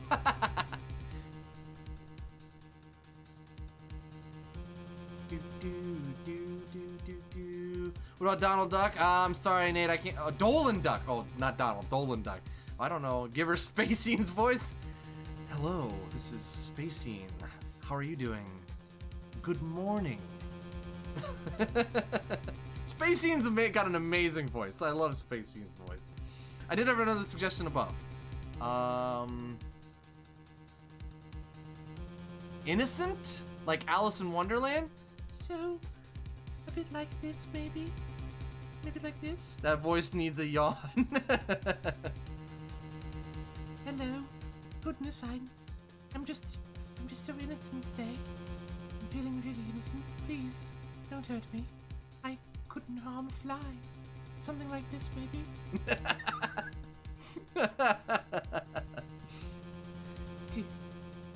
Detective Gumshoe, sir? Maggie! Uh-oh. Miss Bird is the security guard on watch tonight. I see. And your point is? My point is that she could very well have used it. And by it, I mean the master key, which can open all the office doors in the building. What?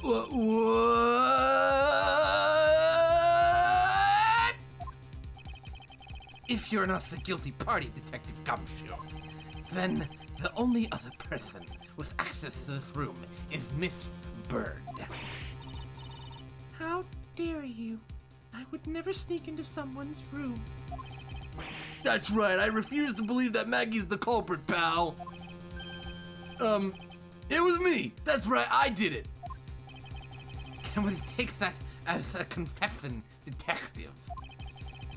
Well, it wasn't really me, but it definitely wasn't Maggie, pal. So yeah, it was me. If it was, you'd have no problems with that, right?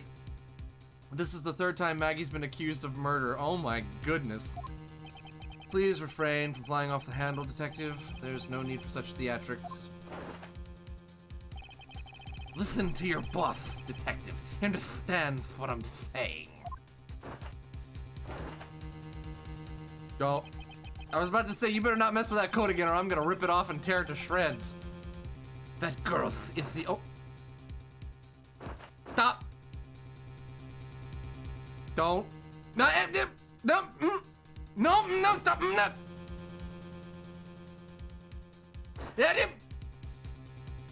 I do it up.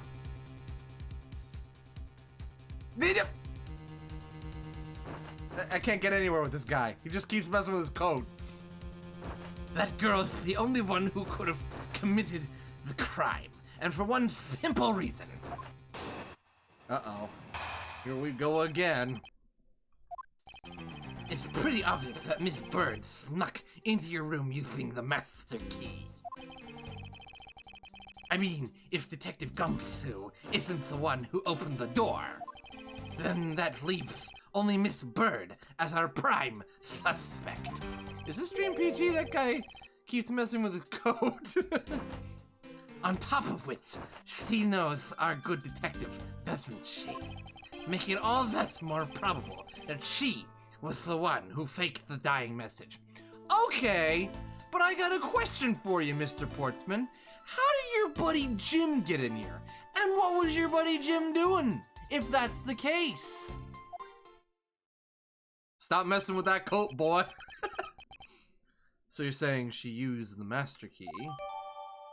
Aha! Incredibly incriminating evidence, wouldn't you say? That's what you claimed about the evidence earlier as well. Hey! Yeeter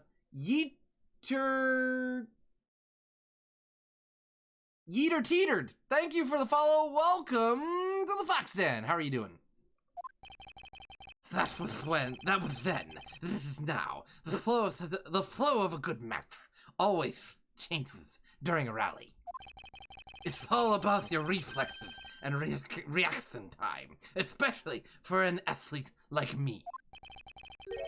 I wonder if there was anyone else other than Miss Bird who could have used the master key. It seems that the only way to get to Mr. Portsman to give me more details is to press him. G-Shep, how you doing? Welcome on in. Rebuttal. Okay, it's pretty obvious that Miss Bird snuck into your room using the master key. Why? Give me more information on that, buddy. Are you sure Miss Bird is the only member of security who could have used the master key? There's only one person on staff at this time of night, and tonight sees it. Isn't that right, Miss Bird? That's, true. But I wasn't able to use the master key at the time of the crime, sir. Wasn't able to? What's that supposed to mean? Yes, moving on. I'd hate to get sidetracked by something unrelated. What do you mean unrelated? I want to hear what she has to say, pal. Hey, Gumshoe's actually thinking for once. How do you redeem points to choose a voice? So you have to scroll down. There's a little like bubble looking image. Like it says points, or like it looks like a little bubble image, and in there you can choose a reward. You can earn points just by lurking, chatting, all that good stuff. Gumshoe borrowed the brain cell. But you can't really trust her not to tell lies. Plus, I hate wasting time. Should I hear Miss Bird out? Yeah! Not so fast. I too am interested in hearing what Miss Bird has to say. Didn't I just say it'd be a waste of time? We don't need to hear her live. Wow! Amazing, dude. I love it. You don't get to say anything. Nope, you're just guilty. Just guilty. I say you're guilty, so you're guilty. Off with you. Off with you. Off with her head. Off with her head. I'll be the judge of that, Miss Bird. If you please. I discovered that the master key was missing at around 1 a.m., sir. What do you mean by missing? As in, it wasn't anywhere in the security booth, sir. The killer must have stolen it. Mr. Portsman, I believe this to be an important piece of testimony, don't you? I can't believe that someone like you would be taken in by such words. I'm not lying, sir. If that's the case, then I'd like to know why you have the master key now. I don't quite know. It just reappeared all of a sudden, sir. Ha! A likely story. And where is your proof that the key was stolen to begin with?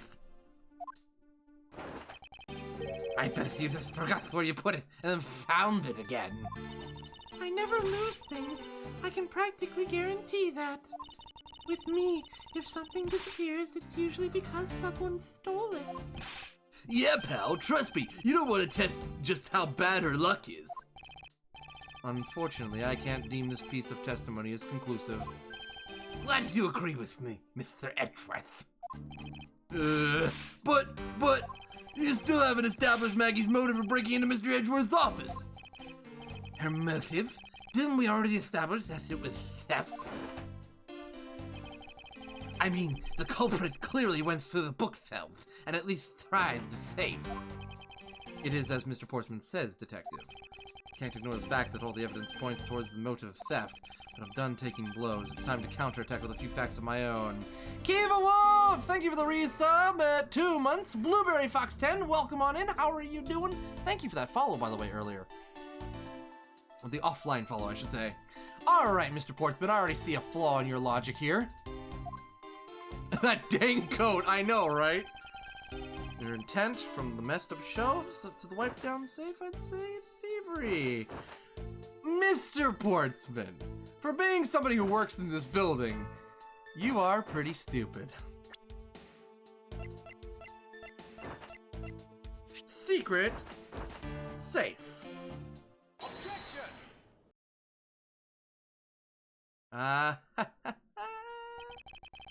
Do you wish to continue insisting that Miss Bird was set on stealing something? I'm doing well, Blueberry Fox. I'm doing quite well. Why not? It's the truth, after all. Let me at him. I want the coat. Give me the freaking coat. Somebody hold me back. I want the coat.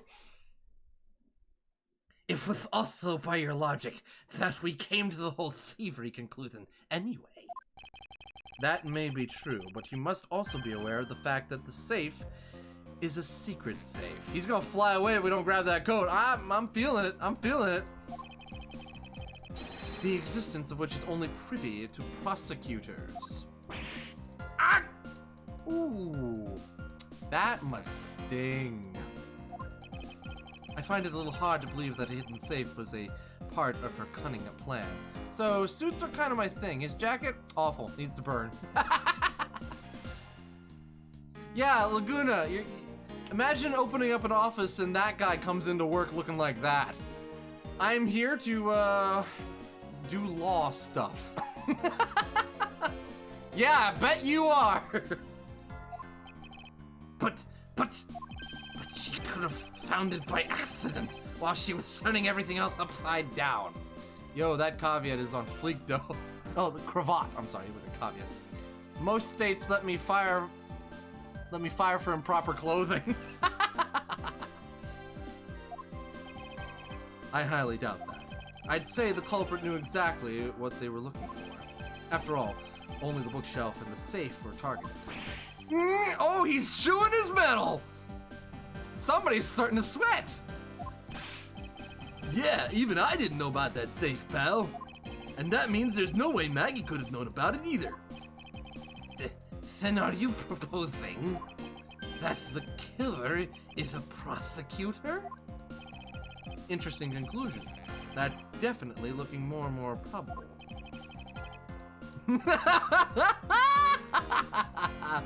Who wants the code? Who wants the code after we're done here? What's wrong, prosecutor? Do you have a different suspect in mind now? Here we go! Curses! Why? What made you?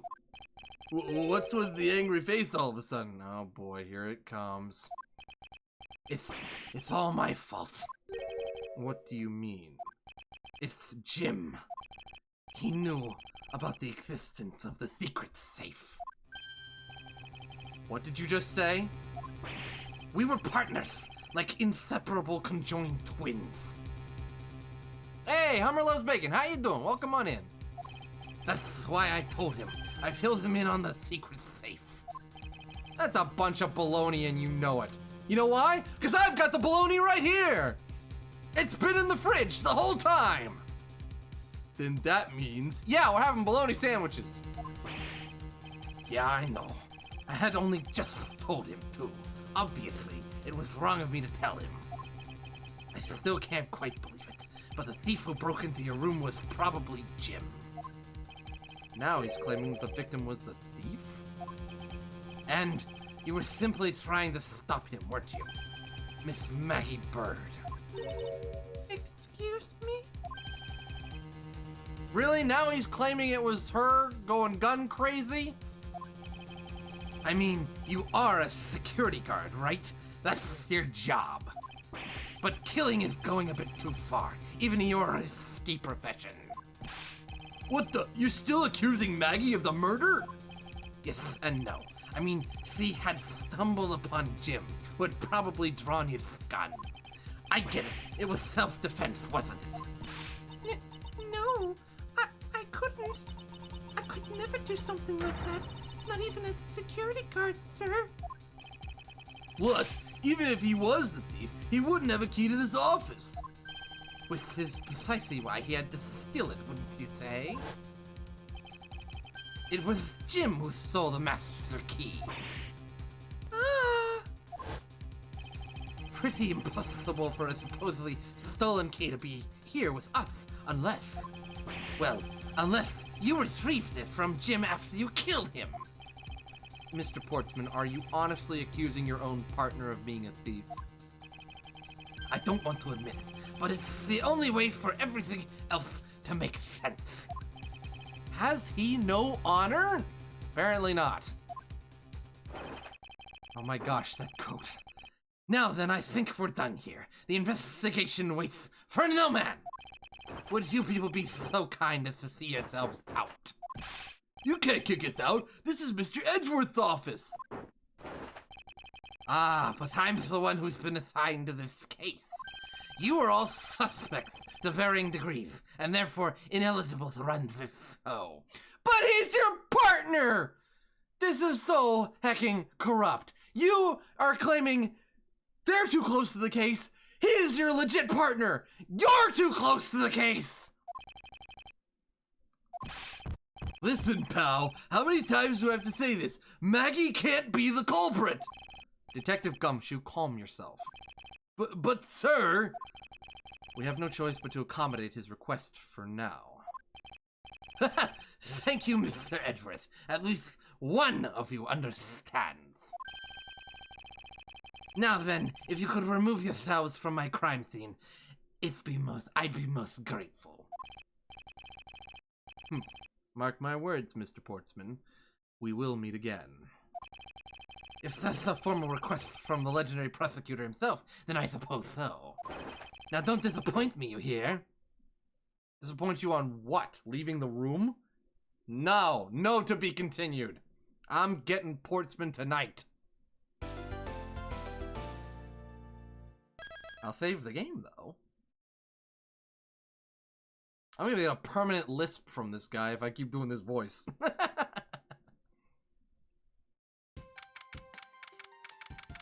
March 14th, 4:18 a.m., Prosecutor's Building, 12th floor hallway. What is with that prosecutor? I can't believe how rude he was. It was unbelievable. Please maintain your professionalism, detective. I'm gonna find some real solid evidence proving Maggie's innocence. You'll see, sir. Seawolf! Thank you for the host. If you burn that coat, I'll give you more bits. Kiva Wolf, thank you for the 100 bits. It's coming up in just a second on the alerts. My goodness. Grab his digital pen. I'm gonna torch that friggin' coat. I'm gonna roast him and burn that coat he clearly stole from Michael Jackson. Gosh dang smooth criminal looking. Beautiful. True. So then, what now? Looks like my life's fallen into yet another gigantic ditch. Do not despair, Miss Bird. We can overcome this as well. There are many other places and things we should be looking into anyway. Eh? Really, sir? For example, this hallway. The linchpin of this argument against Miss Bird is related to the master key. In that case, this hallway is the perfect place to look for more information regarding the mystery surrounding my door. Maybe we can find fingerprints on the door. Let's see. Why?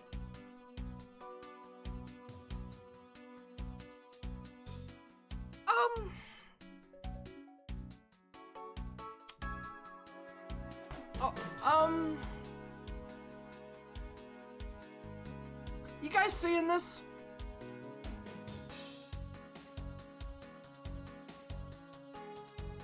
I'm not sure this is I'm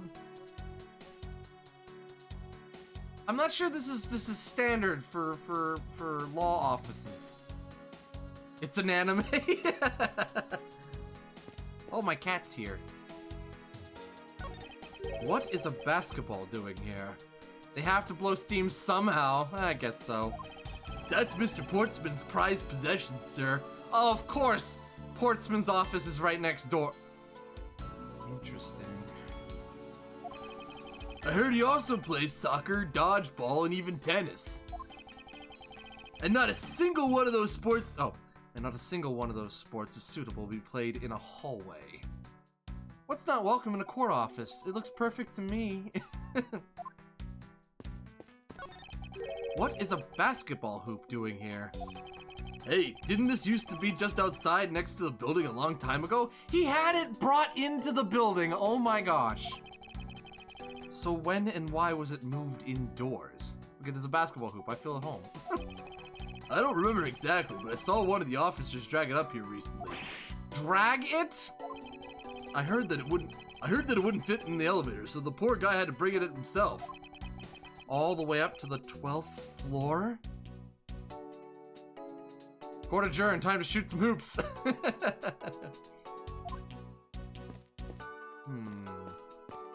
I think we need to talk to Maggie. Hey, if we have prosecutors who can use a whip or drink excessive amounts of coffee, we can have a basketball playing prosecutor. Ice Kitsune, how you doing? I was wondering if I may speak with you for a bit concerning this case. I've always been a big fan of the courtroom, but this is like a dream where I'm being cross-examined by the Miles Edgeworth. I can't let this chance pass me by. I must remember to ask her about the master key. Kitty, I'm gonna have to put you outside because you're gonna rip this cable out and then everybody's gonna lose the picture and the sound. So hold on. I gotta say goodbye to Kitty. Come here, Jade. There you go.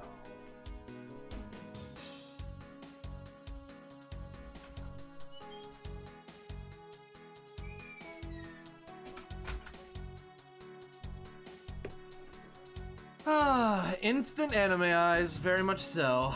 Alright, Kitty has been released. Did you recently put the Corvette command just for me? Oh no, the Corvette command's been there for a long time. Can I bark at Kitty to make it go away? Oh no, I just put her outside. Alright, so... Maggie, tell us about the victim. Have you ever met the victim before? Well, I've seen him a couple of times before when I had to go to Mr. Portsman's office. Joe Fox Zero, how are you doing? Mr. Faith was always playing basketball with Mr. Portsman, sir. That sounds like fun. Just once I'd have loved to play with them. It sounds like fun, but the only person ever taking a shot was Mr. Portsman. All Mr. Faith ever did was pass him the ball, sir. On second thought, I don't think I'd have fit in all that well with them. Alright, Maggie, let's talk about you. Miss Maggie Bird, correct? I take it that you are an acquaintance of the detective. She was under my supervision back when she was still on the force, sir. One day, she got caught up in a murder, and things started going downhill, so she quit. But I owe a lot to Detective Gumshoe for introducing me to my current employer. Or so I thought until a few hours ago, right before I was about to clock out for the night. You got caught up in this whirlwind of the case, correct? Don't worry, my whole life has been nothing but a whirlwind of bad luck and failures. Since I was 6 months old, when I fell from the 9th floor of my apartment. Whoa! Yikes. I've been hit by all sorts of vehicles, gotten sick from all sorts of food. Yeesh! Failed at almost every test I've taken, experienced almost every kind of disaster. And now I even managed to be named a criminal, just when I've become a security guard. That's a lot to go through in one lifetime. I know, and just when I thought I had finally found my happiness, I wind up getting you and Detective Gumshoe involved in my bad luck. You don't need to worry about me, Miss Bird. Nor do you need to worry about yourself. I will solve this case and prove your innocence. All I ask in return is for your cooperation. Yes, sir, Mr. Edgeworth. You can count on me. I'll do all I can to help. Got some really crappy luck. Yeah, you can say that again. I need to ask you about the Master Key. So when did you discover the Master Key was missing? If Phoenix Wright could survive a drop from a raging river into a raging river, Maggie can survive a 9-story drop out of a building. I mean, yeah, but depends. By the time I realized it, I think it was around 1 a.m., sir. And I noticed it was back at around 2:30 a.m. It was just sitting there on the ledge where the security room's reception window is. But I'm sure that between those 2 times, it was not just gone, but stolen, sir. Okay, so, key missing between 1 a.m. and 2:30 a.m. That is a lot of time. Hour and a half. Why is such an important key stored in such an insecure place? No, it's not like that, sir. We always keep the key further inside the room, away from the window. Always, you said. Except for this time, correct? Well, I admit I was a bit careless, but I had my reasons. I left it out because I was sort of using it at the time. It was after I had used it that I left it sitting out on the ledge. She used the Master Key? Okay, wait a minute. When did you use the Master Key? What did you mean by you used the Master Key? Oh, I had to use it to open the door for this prosecutor who had forgotten his key. Salute! I mean, it's my job as a security guard, right? Ah! What is it? That's right, I just remembered. The prosecutor who forgot his key. It was Mr. Portsman, sir. So you couldn't have remembered that earlier? You couldn't have remembered that earlier? What? Please tell me more, Miss Bird. Quickly. Forgetful Mr. Portsman. It was around 12 a.m. Mr. Portsman had forgotten his office key, so he came down to security, sir. And that's when you loaned the Master Key to him. No way! It's against regulations to loan the Master Key out to anyone. I walked with Mr. Portsman to his office and opened the door for him personally, sir. I see. And then? What happened after that? Well, he called for me to come close up his office as he was leaving to go home. That was around 1:30 a.m., I think. So, in summary, for the sake of one forgetful prosecutor, you used the master key twice tonight.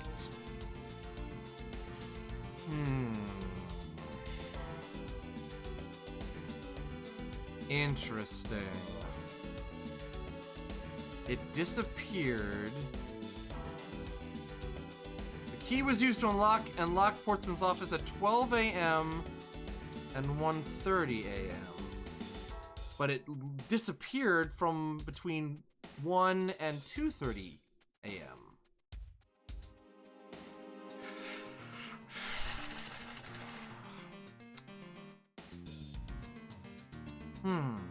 I'm seeing a pattern.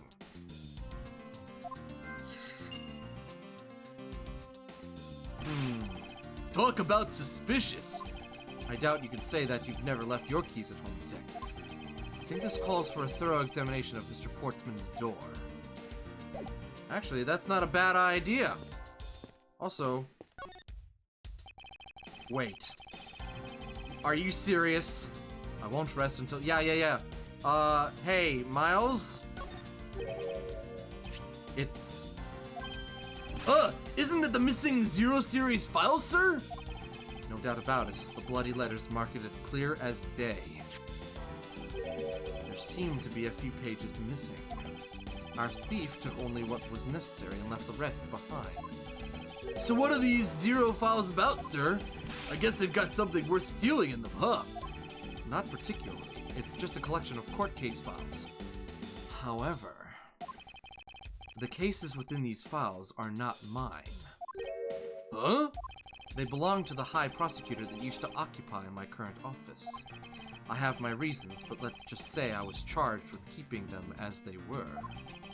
And that means the thief must have also wanted the file for a specific reason, right? It would seem so. Only the pages related to that case from 10 years ago are missing. Why would someone steal a court file from 10 years ago? Was someone digging into the past? I wonder why anyone would care about such an old case. Exactly. Why? Now, let's see what else we got going over here on Mr. Portsman's door. Let's see here. The door is locked tight. They were dissatisfied with the verdict and wanted to speak to the judge's manager. Oh, it's Karen, of course! I bet the old credit card trick wouldn't work there, huh, Mr. Edgeworth? This is the office of a high prosecutor, Detective. These doors would be pretty ineffective if the average cat burglar could get through them. Aha! So I guess only a great cat burglar could get in. That must be who our culprit is. Might I advise you to return that conclusion to whatever pawn shop you bought it from?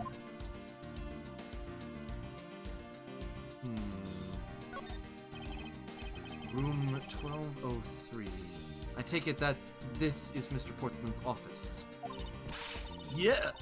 Yeah, you can't mistake it because of that basketball hoop, sir. Oh, that reminds me. Mr. Portsman had actually wanted room 1202 really badly.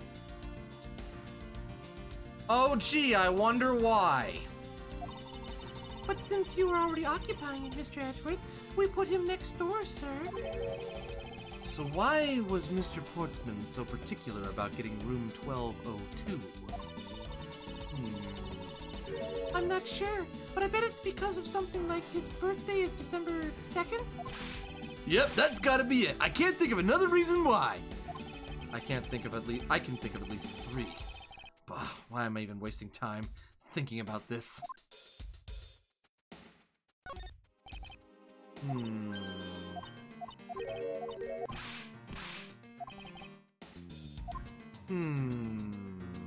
Check logic real quick. Gumshoe, this is why your salary is low. Okay. Fam, let's look at what we got. So we still have files in disarray. The culprit rearranged Edgeworth's files twice. Once before and once after the murder. But why? There's still the fact of the other handgun. The master key was used once at 12 a.m. and then 1:30 a.m. to open and close Mr. Portsman's office. But it was stolen at 1 a.m. and returned at 2:30 a.m.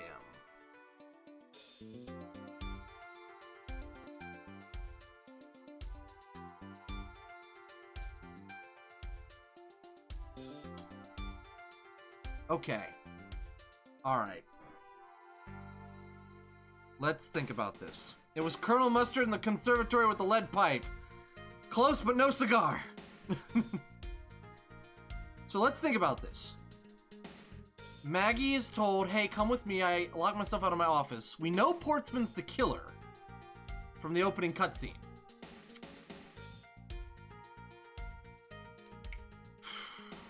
Portsman's the killer. Portsman was in Edgeworth's office with Buddy Faith. That's where he shot him. But why? How?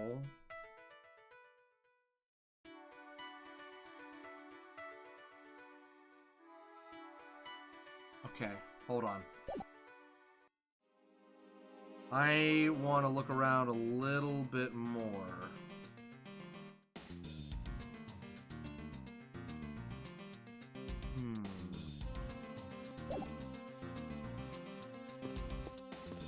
Wait a minute. Wait a minute. Hey, wait. Are the numbers switchable? Can you take the numbers off the door and put them on another door? Because if he could do that... Well, no, wait, that wouldn't work because the basketball...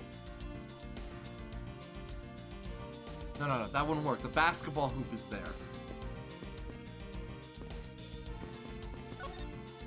The basketball hoop. Have a good night, Olivier Messi. Take it easy, Dalton the Gamer. Hello, and Pearl the Omen. How you doing? Come to think of it, let's check out this basketball hoop. Mr. Portsman's personal basketball hoop. Dalton the Gamer, thank you for the follow. Welcome to the Foxton. How you doing? I can't believe he put something like this in the hallway of a prosecutor's office. But, you know, it's actually pretty useful, sir. I haven't gotten lost trying to get to your office since it's been here. How long have I had the same office and yet you still managed to get lost?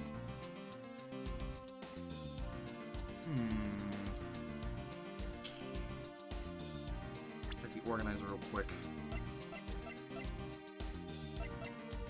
There's gotta be more to this. Luca! Luca the Fox coming with a host. How you doing, Luca? There has to be more.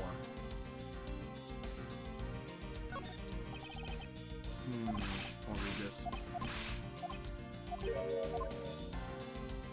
Probably funny banter, but I will skip that one for now.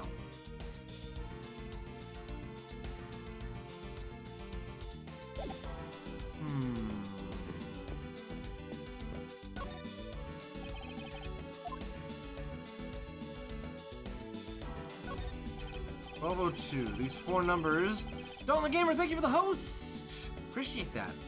On a number plate alone, proclaim this to be my office. Whoops! Hey, these number plates slide right up. They do slide!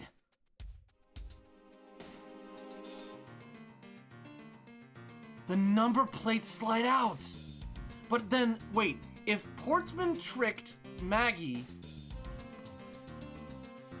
he would have to move the basketball hoop. Because she would know, oh, wasn't the basketball hoop next to your office? They have to be able to take the plate off when a room becomes vacant, you know. Although, the idea that it can be so easily removed is kind of interesting.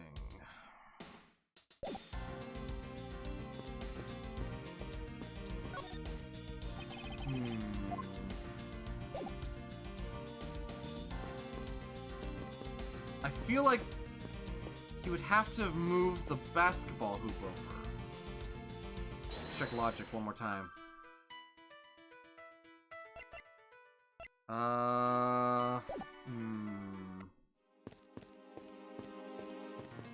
Is there anything else we could work with here? Is everything alright? Yes, sir. If you must know, I weighed myself this morning and I'm finally at 154 pounds. Hey, good for you, man. Congratulations, but I was asking about this hallway and this room. Oh, everything's okay, sir. Word of advice, stay focused or you may start to lose even more weight. Yikes.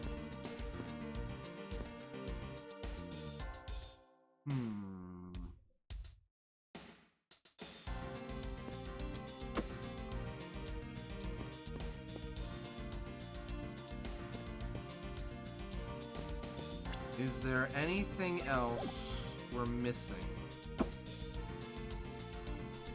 Let's see here. Let's go logic. Master key stolen. Use master key. Oh, it's going well. We're trying to solve a murder, Luca.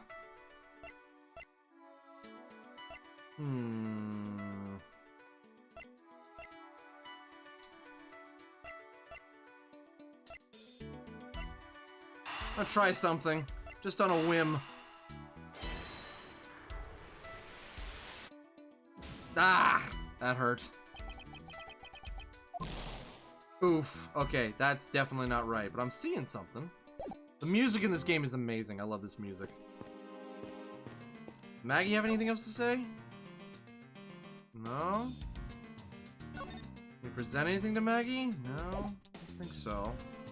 Presented everything, I think.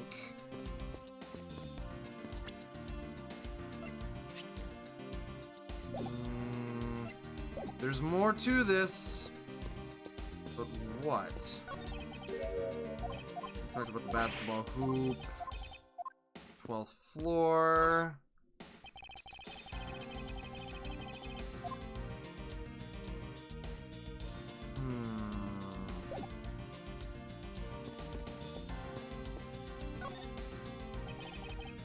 There's more here. There's more here. Hold on. Don't see any signs of forced entry. According to the guard, no signs that the lock was picked either, sir. Meaning that the door really was opened with a key. Did you happen to ask if any prints were lifted from the doorknob? Apparently, the doorknob's clean as a whistle. Wiped, they think. Whoever this thief is, they did a good job of not leaving any clues behind.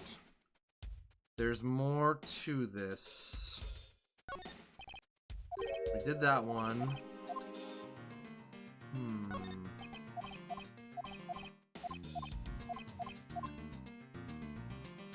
Okay.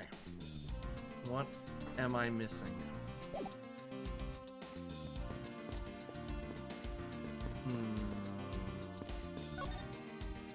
Sportsman's door seems to be good.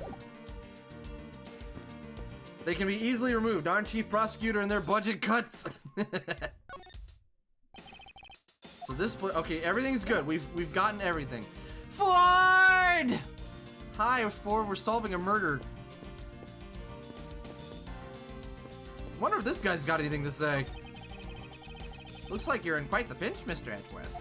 To be sure. Oh, to be sure, murder within the walls of the prosecutor's office is no trifling matter.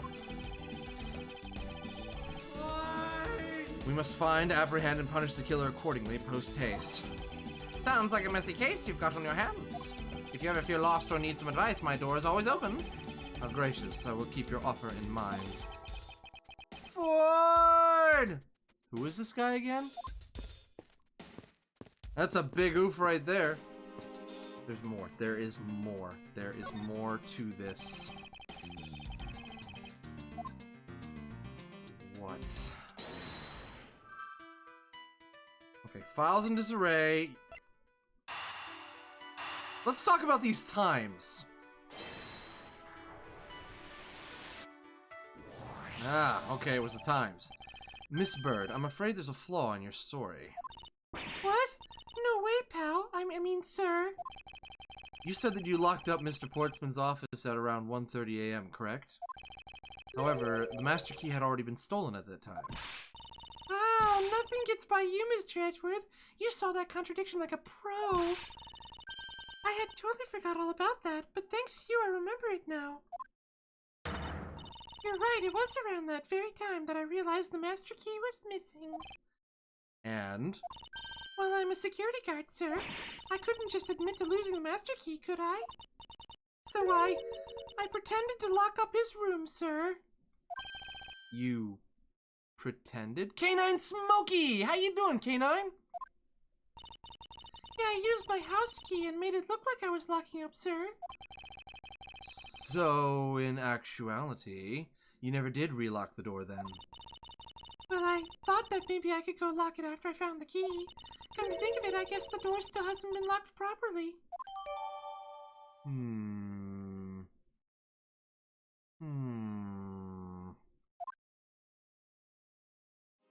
Really now?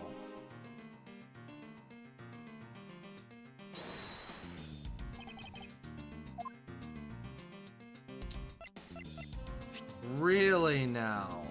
Miss Bird unlocked the door, but the master key was stolen. She could not lock up. Okay. There's a contradiction here between reality and the evidence. What if Miss Bird has said... If what Miss Bird has said is true, then why is this door locked tight? Huh? You know, you're right. Miss Bird, are you sure you didn't relock this door? I am certain of it, sir. And I don't think Mr. Portsman noticed it himself that I didn't. Which means, what, sir? It either means that he actually does have the key to his office, or that the door Miss Bird opened wasn't this one at all, but a completely different one. She opened a different door? But how can you prove that? There's an easy way to find out. All we need to do is... we need to examine these. Prints on the doorknob, wiped clean. Prints on the master key, won't matter. Prints on the number plate. The prints on the number plates, they will tell us all that we need to know. Everything? Really? Like what, sir? Are you for real? It wasn't the number plate? Okay, alright. Yeah, okay, fine. So it wasn't the number plate.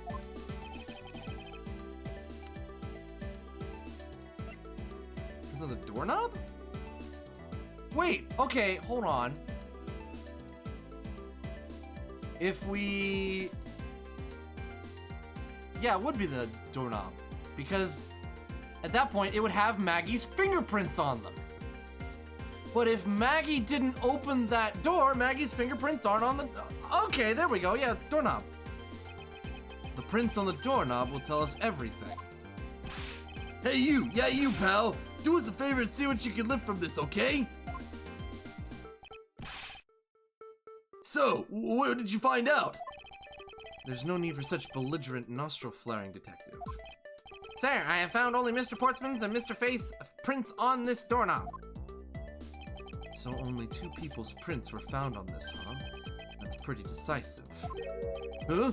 I'm lost, sir. Thinking logically, a certain other person's prints should be on this knob as well. Now then, whose print should... well, it's obvious. We should have found Maggie's prints. Take that! Don't you find it odd that the prints of the person who unlocked the door are absent? You mean... yes, the door that Miss Bird opened could not have been this one, but a different one. And the number plates slide out. The only thing that Mr. Portsman would have needed to do is move the basketball hoop. What have we here? Oh, I see a couple things wrong with this picture. Firstly, what is this? Looks like a scrap of paper. I'll get it, sir. Let's see. Oh, there's something written on it. It looks like a note from the victim. I brought the 3 pieces of evidence by, just like we talked about on the phone, but it looks like you're out. Guess I'll catch up to you later. Signed, Buddy. Yeah, and it's for Mr. Portsman. 3 pieces of evidence? For what? Also, hello, missing hoop. What's this? What are you looking at, sir? Oh, hey, how about a game? This one is for Gumshoe. Take it easy, Olivier. And that's okay, Detective. I just found the position of this hoop to be a little off. Hey, you're right, sir. I guess it shifted when someone made a seriously sweet slam dunk. The positioning of the hoop is definitely unnatural. I better take note of this. Perfect. They moved the hoop. Guys, I think we've got enough evidence to knock out Jacques Portsman. Poking around in this hallway has actually paid off quite handsomely. Huh? How so, sir? Thank you for the host, Olivier. I appreciate it. In a variety of different ways. I think it's time we had a little chat with the real culprit of this case. You know who the killer is? Wow, Mr. Edgeworth. As long as my logic is sound, then yes. The mastermind behind this murder is none other than Mr. Portsman. What? Mr. Portsman? Saboops. I knew it. That's exactly what my logic senses were telling me too.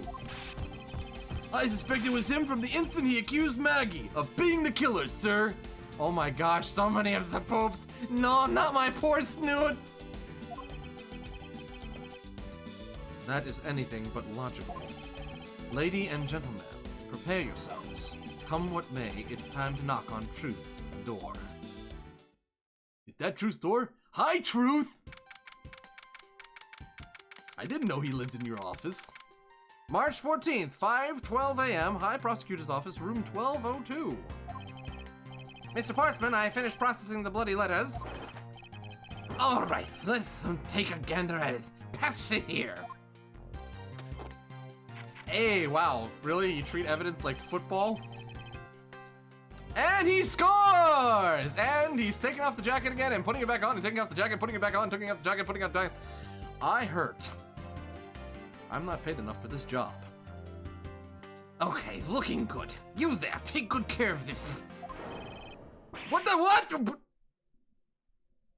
think you just hit. I think you just hit Gumshoe in the head. Well, it isn't Detective Gumshoe. End of the line for you, Portsman. We've got you now. Call off your dog, Mr. Edgeworth. Is this some kind of joke? You missed my boop near the beginning of the murder. I'm sorry. There was a murder going on. It's no joke. We know, Mr. Jacques Portsman, that you are the guilty party in this case. You must be pretty upset getting faced out of your own room. I'd be mad too. So I guess you can stay, if you promise to stay out of our way. You intend to hide your crime under the guise of a prosecutor doing his job. I can see right through the unsightly, paper-thin mask you wear upon your cowl. Who'd have ever thought it would come to this? Actually, come to think of it, your mentor was Manfred von Karma, right? Who dat? The legendary prosecutor who never lost a single case for 40 long years. Fuzzbutt! Mr. Fuzzy Buttons himself, how you doing? Welcome on in. But there was always this incessant chatter about forged evidence with that guy. Really teaches me that I've got to stay on the lookout for false accusations, you know. Are you done trying to play mind games with me? Because they won't work. The only thing you should be using that mouth of yours for now is explaining yourself. Although that too will only dig your hole deeper. Either way, your game is up. That code again! Well, aren't we full of ourselves? Even though you have yet to prove anything. Alright, Portsman, give us your best shot. I have no idea what sort of harebrained idea you have in mind, but there's a mountain of evidence that points away from me being the culprit. Besides, how may I ask, do you propose I unlocked your door and got in here? Look, I feel bad doing this to you, but I've got work to do, so we're done here. Whose ideal was this? What are you talking about, Ford? Sorry, but we are not finished yet. Boy, you're stubborn. I suppose you're basing your accusations on something. I'll show you what I'm basing my accusation on with evidence. Alright, I've got your number now, Portsman. I've no idea. Nope. There's a mountain of evidence that points away from me being the culprit. There's a mountain of evidence pointing to you as the culprit. Besides, how, may I ask, do you propose I unlocked your door and got in here? He totally does not look like the part. Luca Fox, that's the brilliance, well, not the brilliance, but it's the fun of the channel point reward. Choose a voice. Okay, how do you suppose I got in here? I might need to press this first. I think I need to press this first. Unfortunately, I believe I've already shown how earlier. Your speculations mean nothing. I insist that I could not gain access to your room. What should I do now? Should I raise an objection? Oh yeah, we heckin' raising an objection. Objection, it's going through the roof. It was a lisp, a really bad lisp. You claim to have had no way to open my door. However, is that really the honest truth? All right, I'll humor you. Go ahead, suit. Very well then. I propose that you use this to open my door. And that would be the master key! Take that! I believe you were able to open my office door with the master key, no less. Objection! Wait. Hold on for a sec. I never laid a finger on that key, as you already know. Precisely. Edgeworth is slowly developing a lisp too. You were able to open my door without lifting a single finger. Well, maybe you did, but only to direct. Oh, he's sweating. That's right. Use your finger to direct this person to open my door with the key. That would be Miss Bird. Take that! You had asked Miss Bird to open your own office door for you, yes? Yeah, I kind of forgot my key at home. Happens a bit too often for my taste, you know. But the room you had Miss Bird open at that time was not your own, was it? What? You have quite the imagination. But why don't we ask the girl herself whose door she opened, shall we? I'm certain that it was Mr. Portsman's door, sir. I checked the number plate to make sure I was opening the right door, sir. See? Mrs. Bird backs up my story. Yet, what if you had misled her to fool her into thinking what you wanted? Ha! And how do you suppose I did that? By switching the number plates on our doors, for example. That's right, they do slide out pretty easily. Furthermore, you then used one other thing to give a very strong impression. That the door she was opening was yours and not, in fact, mine. What was it that Mr. Portsman used to make Miss Bird think that it was his room? Quite simple! The basketball hoop! You moved it! What? The basketball hoop, sir? It's quite the peculiar fixture in any hallway, let alone a hallway in this building. Which is why it left an unusually strong impression on you. It's an object perfectly suited to sit just outside the office of a peculiar prosecutor. That's very true, sir. Because there was a basketball hoop sitting there, I thought the door I was opening had to be Mr. Portsman's. There are signs that the hoop has been moved. To sit it in front of my office, to be sure. I see. So that's how you throw suspicion on people. Thanks for the tip. But I think your conjecture is a little off the racetrack. Great, he's got another round. Now you're just spouting nonsense. No, I think that's you. I had the girl open my office door. After that, I was in my room the entire time. You don't have a single reason to suspect me. Oh, do we? I don't think you've been in your office lately, buddy. So he intends to claim his innocence to the end, does he? I am going to just sink my teeth into that coat. Yes, Portsman's Novocaine is wearing off. Keep going.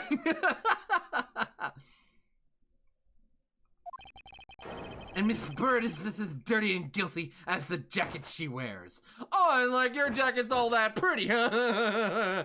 Hunter the Wolf, how you doing? My jacket's not dirty, I'll have you know. I just washed it yesterday. Please calm down, for I intend to show who is the one truly covered in slime here. Oh, I've already got you. Oh, I've already got you. Why does it always come down to the jacket? I don't know. Gumshoe's jacket, however. Spouting nonsense. Said the girl opened my office. After that, I was in my room the entire time. Were you now? Were you? And what were you doing in your office? I was doing my usual training regiment. Training regiment? Were you going through your law books from start to finish? Mainly batting practice and some weight. Oh, and I jog when I get the chance. Wow, you must be the buffest prosecutor we have! With the weakest legal muscles, it would seem. I was doing my usual workouts, though. No, we're going back to that. We're going back to that. If you were in your office the whole time, how come you never got your partner's note? Objection!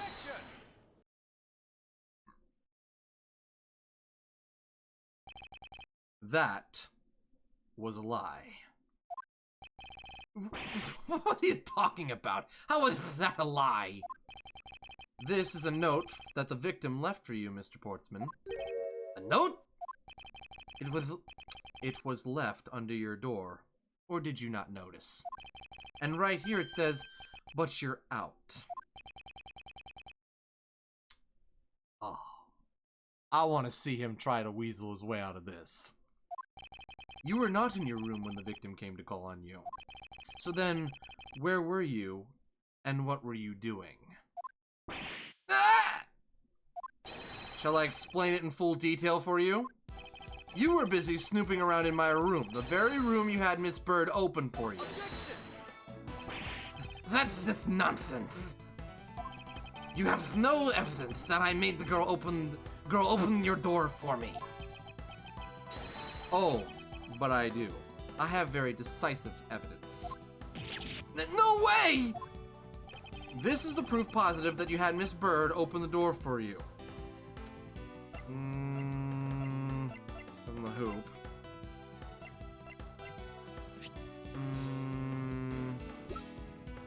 Unlock the door. I think it's this. I had your door dusted for prints. My door? What for?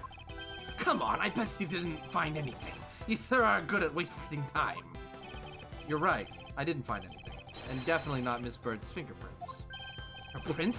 What do they have to do with anything? Let's put it this way. If she really was the one who opened your door, then her prints should naturally be on the doorknob she touched. Ah! Aww. Further, all of the prints on my office door's knob have been wiped clean off. I can only assume it's because Miss Bird's fingerprints were on it. Don't you think it's time you gave up your charade? We know you stole into my office with the intent of stealing something from me. And Detective Faith found you out. Possibly because he heard sounds coming from a room whose occupant was on leave. Mr. Portsman, you killed Mr. Faith to silence him. And I had the misfortune to return when I did. You had to threaten me as you escaped. As I said, when you had the gun to my back, no one gets away with committing murder in my office.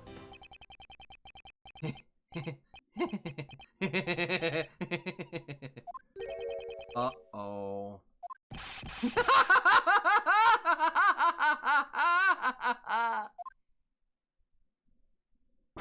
And just what's so funny, pal? That torn jacket? Well, that look of stiff seriousness on the face of this office's finest prosecutor, as he makes a huge mistake in accusing me, is simply too much to bear. There's just nothing else like it in the world. What? Mr. Edgeworth just explained it all, and even backed it up. You're the murderer. Stop trying to be slippery and just admit to the crime already. And as I said earlier, it's also circumstantial, so full of conjecture. You say you sex my doorknob for Prince? Well, I can readily confess that I had to wipe that knob down well. I'm a little obsessive-compulsive, you see. I didn't want to touch the doorknob as you had touched, which is why I wiped the knob down as soon as I could after you opened the door. After that, it makes perfect sense that only Jim's and my own Prince would be on there. You made that up just now, didn't you? Furthermore, as for the notes Jim left for me, do you know exactly when that was? For all we know, he could have left it there before I arrived at the office. Like early evening, for example. Are you saying you failed to notice a note in your doorway? I need a comic of Ford wearing that jacket, driving Fox up the wall by messing with it. Oh my gosh! Ford Fusion Husky's sports coat. Good grief. Hey, even geniuses fail at times. I was probably too preoccupied by work-related matters, although that's no excuse. Now that's just a flat-out lie. There's no way you didn't notice a note that size. Ah, but you can't prove that, can you? Say something, Mr. Edgeworth. Back me up here, sir. Portsman makes a good point. I can't prove that he didn't simply overlook it. Besides, I have an airtight alibi. Airtight, you say? I only realized that I had one just now as we were talking. I guess it would have been better for all of us if I had told you sooner. Oh, okay. Dig your hole deeper, buddy. If memory serves, you came back to this office at around 2 a.m., correct? And it was then that you had that unfortunate confrontation at gunpoint with the culprit. But at exactly the time, I was down in criminal affairs. Ask around. I'm sure the other detectives will corroborate my story. It's the perfect alibi. Is it, though? Do you really think it's that perfect? Like I said, I don't care. Ask around all you like. You'll see for yourself. Detective Gumshoe? Sir, yes, sir. I'll go check out his alibi, sir. Be right back. It's gonna check out. Mr. Edgeworth, sir. I think we're in trouble. It's just like Mr. Portsman said. The guys down at Criminal Affairs said they saw him at around 2 a.m. You see? All the evidence points to him being the culprit. So there must be a contradictory point in his alibi somewhere. And we're gonna find it.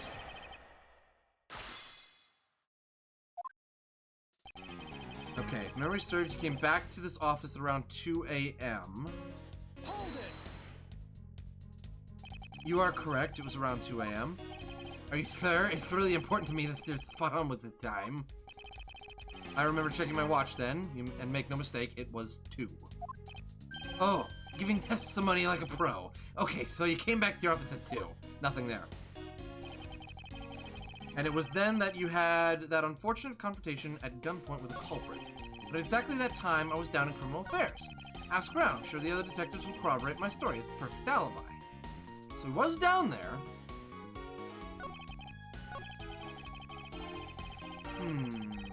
Hold it! It is as you say, however. Yes, however, you are the only one who claims to have bumped into the culprit. So tell me, did you see the person's face? Was it me who you saw? It was pitch black, so I couldn't actually see. Objection! Oh, come on. I'm sure you saw something. Try a little harder, why don't you? I'm beginning to feel like I'm the one being interrogated here. Oh well, it doesn't matter if you remember or not. Enough with the flipping jacket! It only matters that you ran into the culprit. Exactly the time I was down at Criminal Affairs. Dexter the Kobold! Coming in with a heckin' raid! Can't play the raid music because it gets drowned out by the main music, but Dexter, thank you for that raid! Welcome on in, Raiders! For those who do not know me, I am the Fox in the Fedora. I'm a fox, I wear a fedora, and I go on all sorts of crazy adventures, aka play games for you. I'm a variety streamer. Dexter, how was your stream? Hope it was a good one. Welcome in, Pickett, how are you doing? Good to see everyone. Welcome on in. Please pull up a chair, grab some popcorn, enjoy yourself. We are trying to solve a murder. Didn't Gumshoe actually have to leave to check with the others? He did. Rustaban, how are you doing? It was nice, almost done with Halo 2. Oh, sweet, I gotta play Halo one of these days. Woo.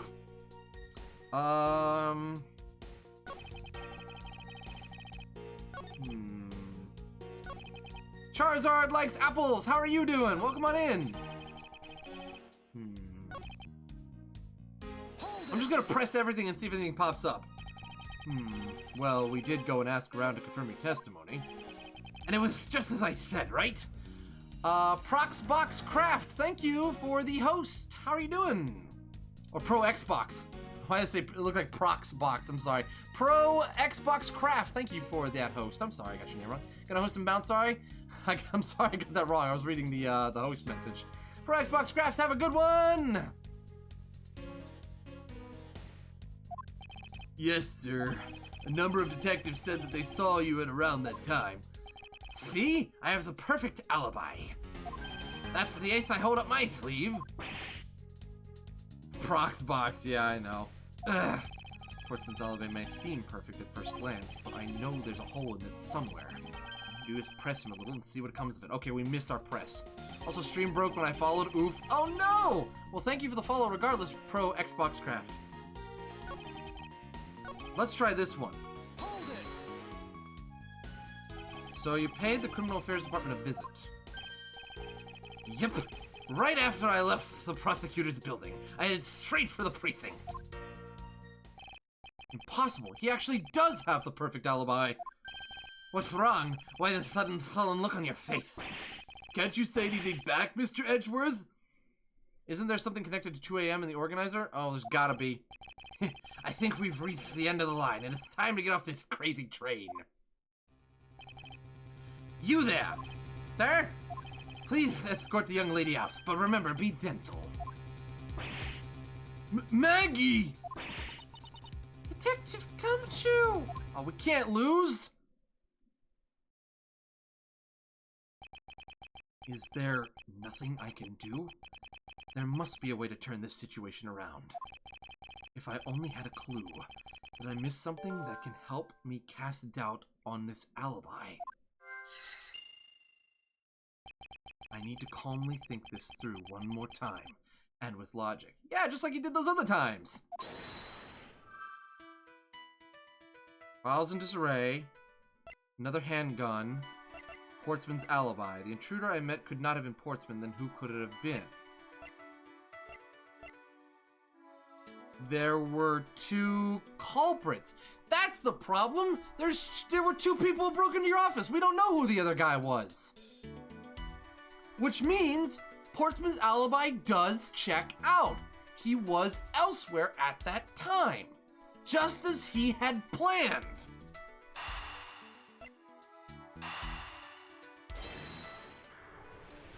Alright, Dexter, have a good one! There were 2 bullets left at the scene of the crime. One that robbed Mr. Faith of his life, and one that nearly robbed me of my jacket. However, the murder weapon only shows signs of being fired once, meaning that it is entirely possible that a second gun was used in my office tonight. But seeing as how the killer had to steal Mr. Faith's gun, I doubt the killer had another gun up their sleeve. Therefore, the second gun could have been the property of an entirely different person. Alright, Rustaban, have a good one as well. Which could mean that there was another person who paid a visit to my office tonight. Ha!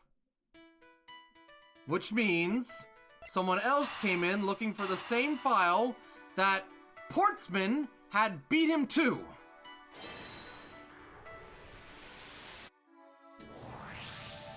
Supposing there was yet another visitor tonight, that would also resolve the issue of why my shelves were upended twice. We know that the shelves were disturbed once before and once after the murder, so it shouldn't be much of a stretch to think that it was the work of two different people. Once by the person who stole the victim's gun and then killed him with it, and once again after the murder by our second culprit, who was the owner of the second gun. If we suppose that the second culprit's gun was the one that was pointed at my back. Objection! Oh, we got it. Mr. Portsman, it seems that I need to amend my assumptions regarding this case. Great, so you've finally come to your senses. Mr. Edgeworth? Sir, what are you saying? This has been a big misunderstanding on my part from the start. I had assumed that the person I ran into was the killer, but that may not be the case. What do you mean? The person I ran into was just your average thief. A thief? But, sir, doesn't that cause some sort of contradiction in the facts? Not at all. It simply means that the killer was someone else. And it means that in actuality, two culprits stole into my office tonight. What do you mean, two? It explains both why my shelves were disturbed twice and how there were two guns. Mr. Portsman tricked Miss Bird and gained entry into my office. Objection! Now you're just leading the argument. You still don't have any actual proof, you know. If you could please go along with my hypothetical scenario for now, Mr. Portsman. In the end, if you really are innocent, you should have nothing to worry about. Now then, returning to my scenario, Mr. Portsman was out to steal something from me. Canadian Dragon! How you doing, CD? Which is why he checked my secret safe and ransacked my shelves. This is the first time. So then, this would be when the files were put back in the wrong order, right? Correct. And then just when he was about to look somewhere else, who should walk in but his own partner, Mr. Faith? But why did Mr. Faith come into your room, sir? He probably had business with Mr. Portsman, which is why he was in the area. But that's when he noticed sounds coming from my office, would be my guess. Oh, because you were supposed to be away, right? And he must have thought it was odd, so he came into this office to check it out. Correct. And as a detective, that was the right thing to do. But when he came in, he found his own partner standing there. Because it was Mr. Portsman, Mr. Faith probably let his guard down. But Mr. Portsman was not so merciful as to let him leave alive. He waited for a chance and stole Mr. Faith's gun from him, and then it was over. He killed him. He silenced Mr. Faith for catching him in the act of stealing. Oh, look at that sweat! Firemancer, thank you for the tier 1 gifted sub to Canadian Dragon. Canadian Dragon, enjoy those emotes.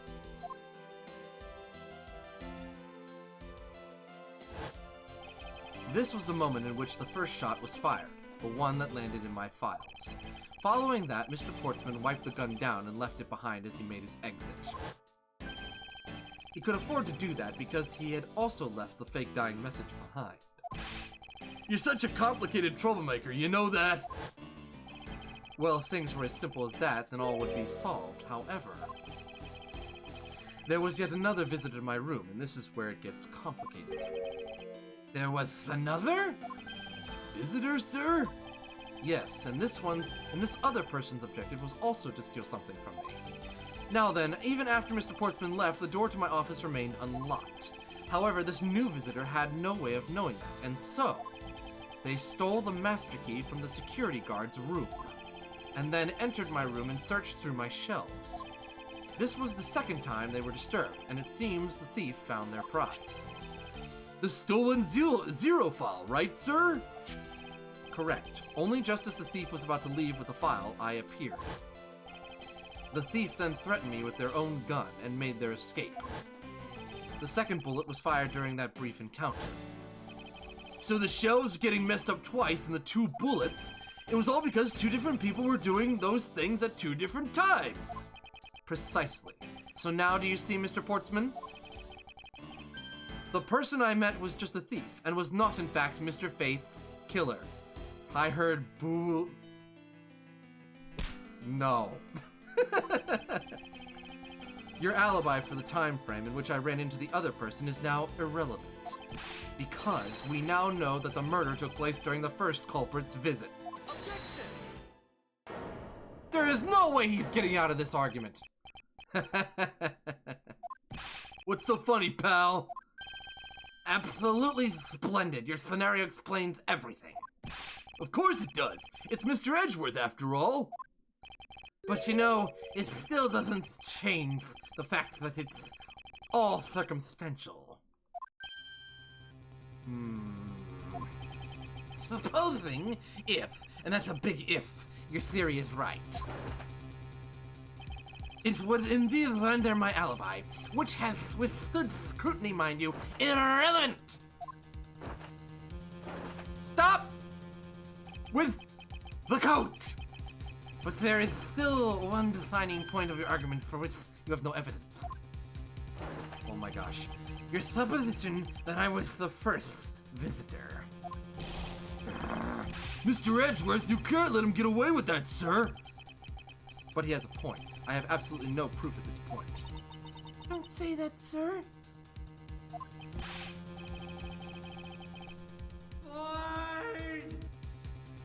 I don't believe this. Don't worry, Maggie. I'll do something if I must. You know something? I find your attitude to be somewhat peculiar, Mr. Edgeworth. If the person you met really was just a plain old thief, then why is that person not your main suspect? That is, if your theory is correct. Oh, come at me, bro! That thief you ran into should be a real suspect, wouldn't you say? We should be out there looking for that thief right now. They might still be nearby. I hate to repeat myself, but as I've already said, I was training in my room, and when Tim came to deliver some evidence to me, I was down at Criminal Affairs. So I can't be expected to know what happened around here after I left. So you think we should be out there looking for the thief? Of course! Now isn't the time to be wasting time on dead-end discussions. I don't think it's at all dead-ended. I find your alibi to be fascinating. Let's continue where we left off, shall we? Oh, you dug your hole too deep, Portsman! I know he's lying. I know he was here at the scene of the crime. I just have to find a way to prove it. Alright, let's go. The thief you ran into should be a real suspect, wouldn't you say? We should be out there looking for that thief right now. They might still be nearby. I hate to repeat myself, but I've already said I was training in my room. Hold it! But according to Mr. Faith's note... Hold on, I thought we already cleared that up. Didn't we say that Jim left a note for me in the early evening? If you have proof that he left it at a different time, say it's just before he was murdered. I don't have any no. You see? So I insist again that I was in my office the entire time. And when Jim came to deliver some evidence to me, I was down at Criminal Affairs.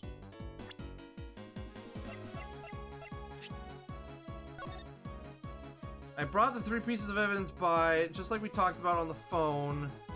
But it looks like you're out. Guess I'll catch up to you later. Okay, that's fine. What evidence do we have that proves it's him? Are there cameras in the hallway? Wait, budget cuts, right?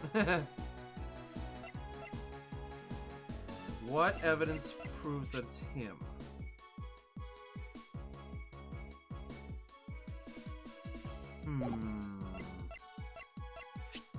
Miss Bird says she unlocked this door, but her prints were not found on the doorknob.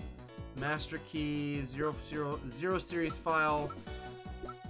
Issued to the victim believed to be the murder weapon, only 1 shot fired. Should be out there looking for that thief right now. They might still be nearby. Keep pressing some stuff. Once escaped, I highly doubt a thief would linger nearby. Well, you never know. Maybe they didn't get what they were really after. Oh, you talk like you know quite a bit about this thief. That's nothing like that. I have no idea about anything. After all.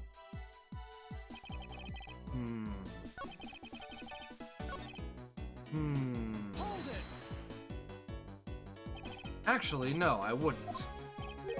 Why not? That's elementary. The dying message, of course. Mr. Faith's killer very clearly left those letters on the spines of those files, and it was after they were on there that the thief stole one of them. You mean the 0 files, right? And that's how we also know the letters themselves were a setup and not from Mr. Faith. If the thief was the killer, do you think they would try to undermine themselves? It's going well, Jindal. Hope you're having a good one. Maybe the killer just didn't think of that either. Yes, that must be it. Maybe, just maybe. Should be out there looking for that thief right now. They might still be nearby. Really?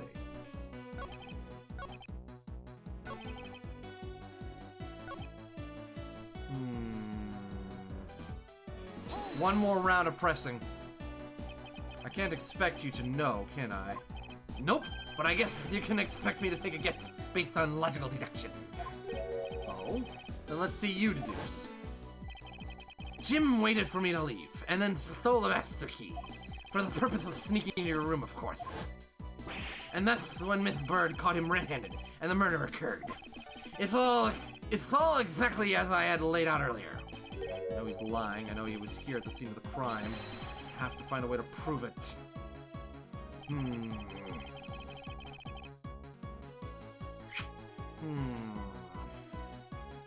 Okay, he got really nervous about this. That thief you ran into should be your real suspect, wouldn't you say? Should be out there looking for the thief right now. They might still be nearby. I hate to repeat myself, but I've already said I was training in my room when...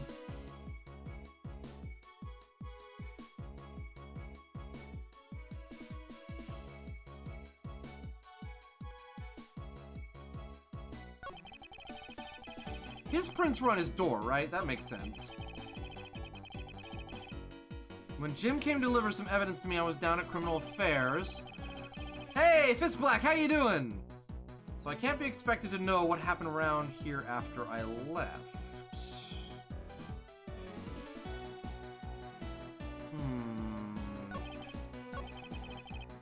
There's something. Can I check something real quick? I want to look at pages pertaining to a case tried 10 years ago by my predecessor are missing. This can open every office door. It was stolen from my security office. Miss Bird says she unlocked this door, but her prints were not found on the doorknob. Found under the door for the absent Portsman. Sitting in front of Portsman's office. Bullet went clean through the victim's abdomen. The body was found around 2:05. Issued to the victim and believed to be the murder weapon. Only one shot fired. But isn't the whole gun situation still a problem? Because, like, Edgeworth just said that the thief wouldn't have a second gun.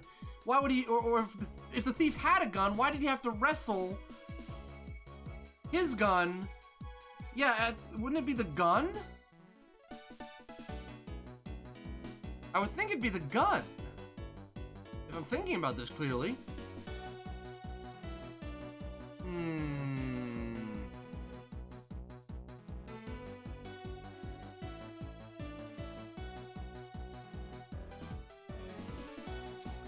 Hold on. We should be out there. I was training in my room.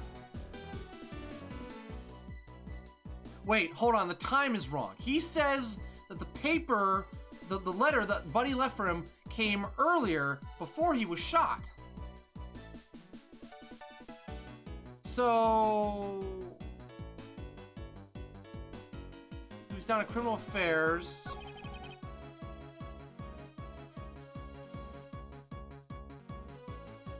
The body was killed, well, it was found, well, yeah, and he had the alibi. But what about the second encounter? Well, we've deduced that that was another thief, or someone else entirely, not Portsman. I hate to repeat myself, but I've already said I was training in my room.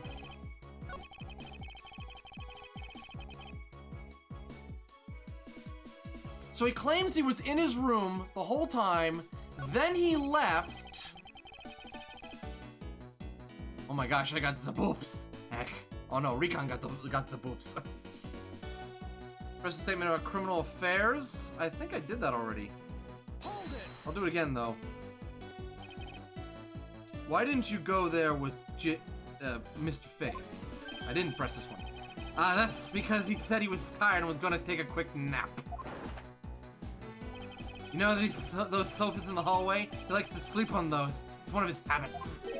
And what of the evidence he brought? They were things related to yesterday's case. Just 2 items. A gun and a pendant.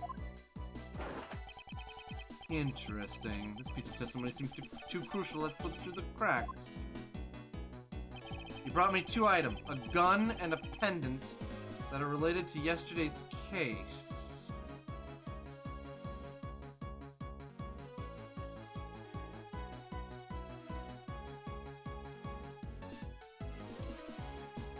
A gun and a pen. I'm pressing one more time. I want more information. A gun and a pendant. Yes, this gun which was the murder weapon. And this pendant which belonged to the victim. And why were you taking them to criminal affairs? So wait. Wait a minute, then you had the gun! There was something in the past case file I wanted to compare these two. But all this has nothing to do with this case right now. Anyway, I believe you'll find the long papers that I left be to your satisfaction. This all matching up with Detective Gumshoe found out. No.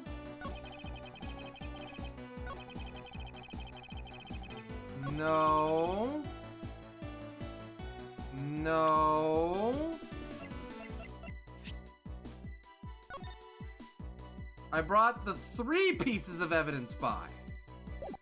You didn't know. 2 items? Objection! 3 items! Try again, Mr. Portsman. Only 2 pieces. I believe the proper phrase here is, you fail. Excuse me? You fail as a prosecutor, Mr. Portsman, as you intend to keep evidence hidden from me. What are you talking about? I haven't hidden anything from you. Well, here's a piece of, I think you should read carefully. It says that Mr. Faith was bringing 3 pieces. Yes, and this is the victim's real dying message to you, Mr. Portsman. I can't believe you tripped up with simple arithmetic. Where is the missing piece of evidence? You have it, don't you? Only the guilty would make such a face. Detective Gumshoe? You don't have to say it, sir. I'll pat the guy down from head to toe. Oh, you didn't go stash the 3rd item? Wow, you're a numbskull. Don't come any closer. I'm warning you. This is all part of the investigation, pal. So don't even think about stopping me. No! Hey, what's this? He had this on him, sir. Despite what you said, it would appear that you do have something to hide. But why would he hide something like that? There's only one reason why anyone would hide evidence of this caliber, because it would unequivocally point to that person himself as the real killer.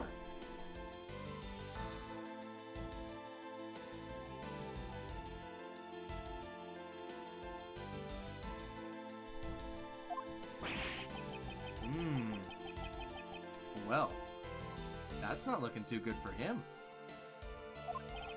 Let's examine the videotape in a little more detail. The section of the tape that will drive the last nail into his coffin. Oh no, that was from, I guess it's from 10 years ago? Because I bet it's not his. I bet you it's not his. KG8 incident. The KG8 incident? That's a police case number, sir. Does that mean this video is evidence from that case? Interesting. However, what's recorded on this isn't what's important right now. let's give the casing a thorough once over.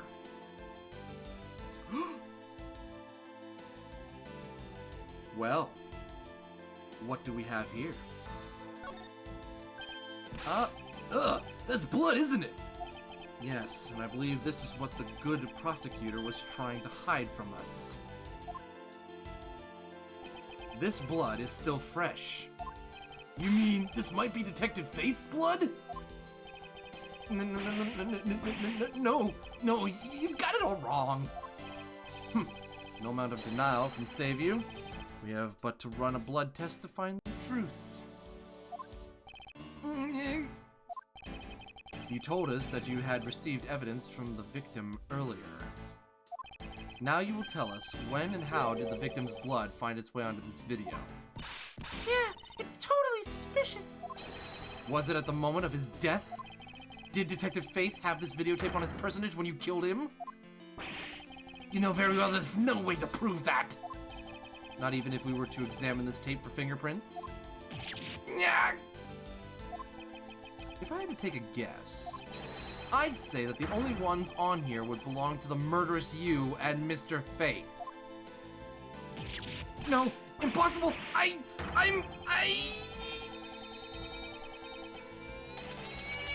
Oh my gosh!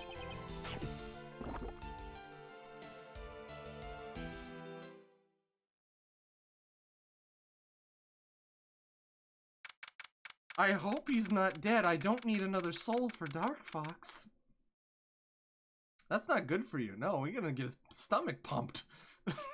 March 14th, 5:47 a.m. High Prosecutor's Office, room 1202. Mr. Portsman has been placed under arrest for the murder of Detective Buddy Faith, sir. That's just the iron intake for the day. Fire to the coat! Yeah! Somebody set the coat on fire! Maybe it was a chocolate medal. I don't know. Very good. And the results we got back from the lab techs on the tape turned out to be real solid, sir. The blood work came back. It was definitely Mr. Faith's blood on there.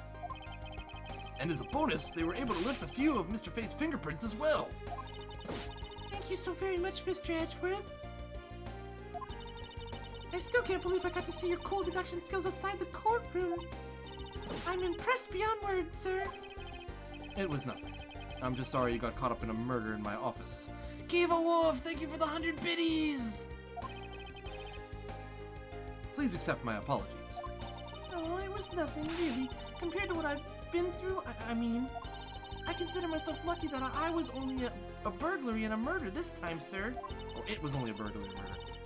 If it had been a holdup or a hostage situation, I'd have thrown my hands up in the air. I think I'm finally rising from my goddess of misfortune to just an unlucky person. Something tells me we should have hired a different person for security detail. You know something, sir? That Mr. Portsman really was one corrupt prosecutor. And why would you say he was corrupt? Well, I heard that there were a number of suspicious things related to his court cases. There's even rumors about how some of the evidence he uses is forged, sir. Toby Wusky, how you doing? Hail Hydra. Yes, I got water. Forged evidence, huh? And they say he even decided not to prosecute a few cases for some really vague reasons. Oh, that guy was a complete disgrace to the entire profession. We never did get around to asking what his reason was for breaking into my office. Yeah, whenever we got near that topic, he just clammed up. Although we can be pretty certain that it was to steal something. This is just between you and me, sir, but there's a rumor that some sort of huge organization is involved behind the scenes. Aha! So there's more to Mr. Portsman than just being a corrupt prosecutor. He's part of some sort of master criminal ring. I think I just found my next hobby. Oh, well. With Mr. Portsman not willing to divulge anything, it certainly lends credence to that rumor. It would seem that we haven't heard the last of this. Oh? Then Mr. Portsman isn't the bad guy? It's the Illuminati? Nah, Agent 47's taking care of them.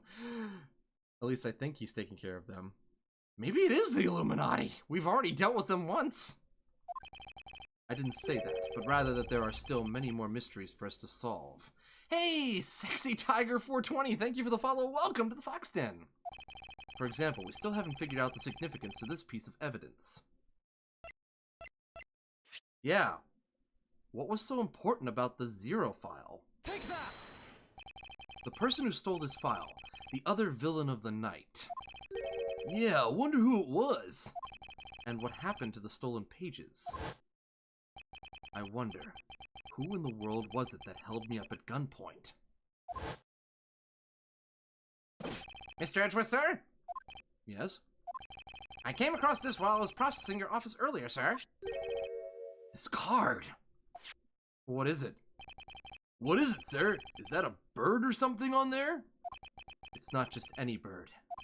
It is the mark of the raven. A three-legged raven. Even you should know that. Even you should know what this is, detective. Wait, Fox and Vora, if I'm a Wusky, am I allowed to be in the Fox Den? Of course, everyone's welcome in my Fox Den. Oh, it's about that thing, isn't it? The great thief everyone's talking about. Never talk about me. Yes, it is. Yes, it is the mark of the great thief, Yatagarasu. Under the mark of a legendary bird, the Yatagarasu is noble to the end. A modern Robin Hood. Labeled mysterious and phantom-like, the Yatagarasu appears and vanishes at will.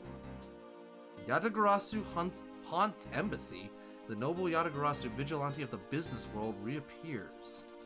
Special edition Daily Express. Is that today's paper? Though we don't know much about this thief's ultimate goal, we do know the targets. Corporate dealings exposed. Oh, it's like some sort of vigilante whistleblower. Kind of like Batman.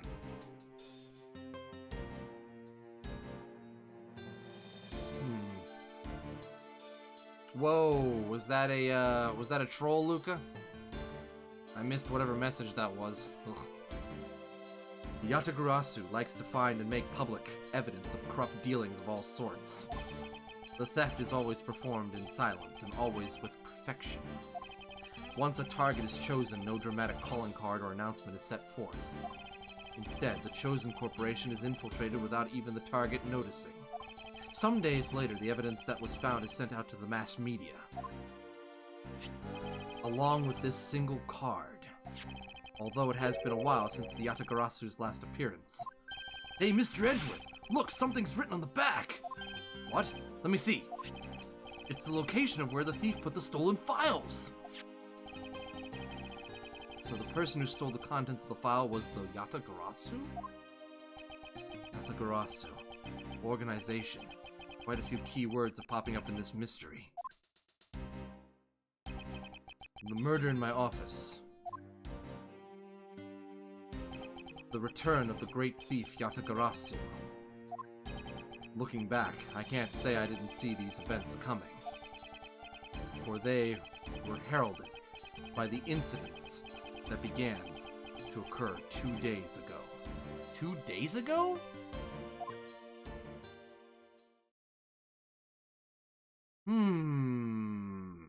And just like that, the plot thickens.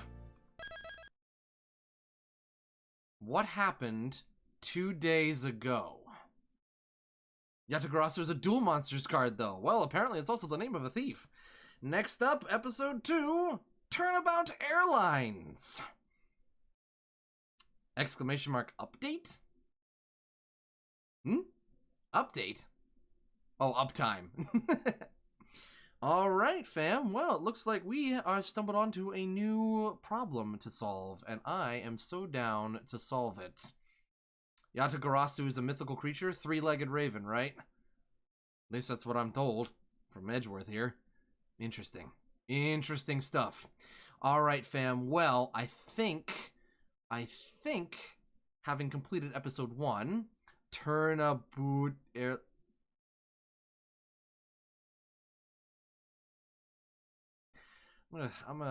Hey, Edgeworth, can I borrow that really thick case file? I need to throw it at someone.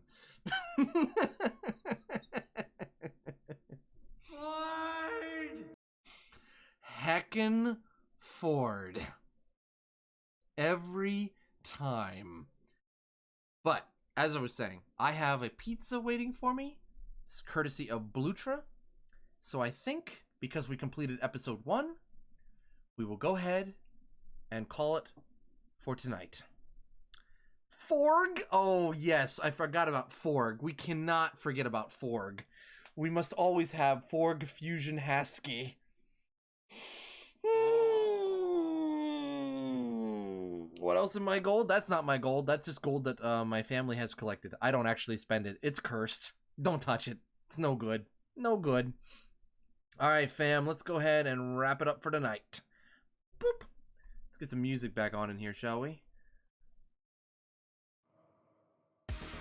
Oh, yeah. Some good music. All right, then. A little shorter of a stream tonight, but that's okay. I figured this was a fitting place to end.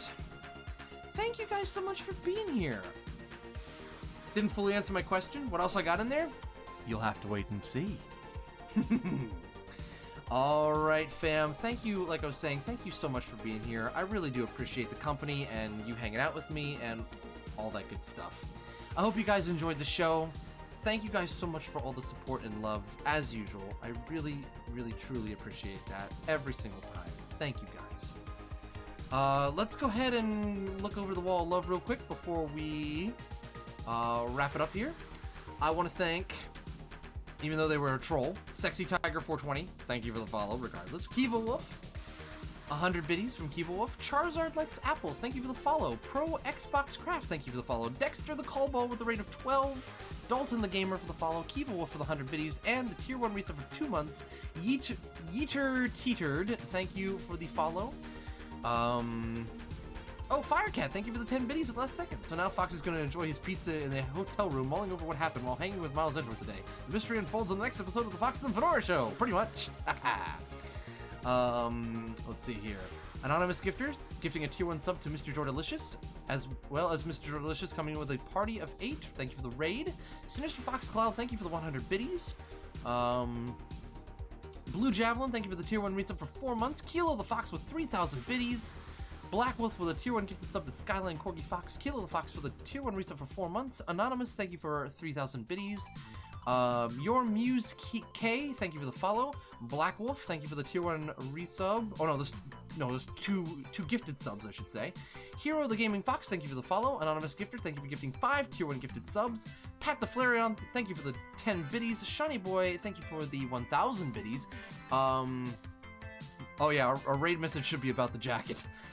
Grease the Dog, thank you for the 100 biddies. Firecat, 25 biddies. Shinobi Wolf, 100 biddies. Anonymous Gifter with the 10 Tier 1 gifted subs. Firemancer with 1,000 biddies. Pat the Flareon with 10 biddies. Medium O Fry, thank you for the 100 bits. Grease the Dog for the 10 biddies. Shiny Boy for the 1,000 biddies. Cypus for the rate of 11.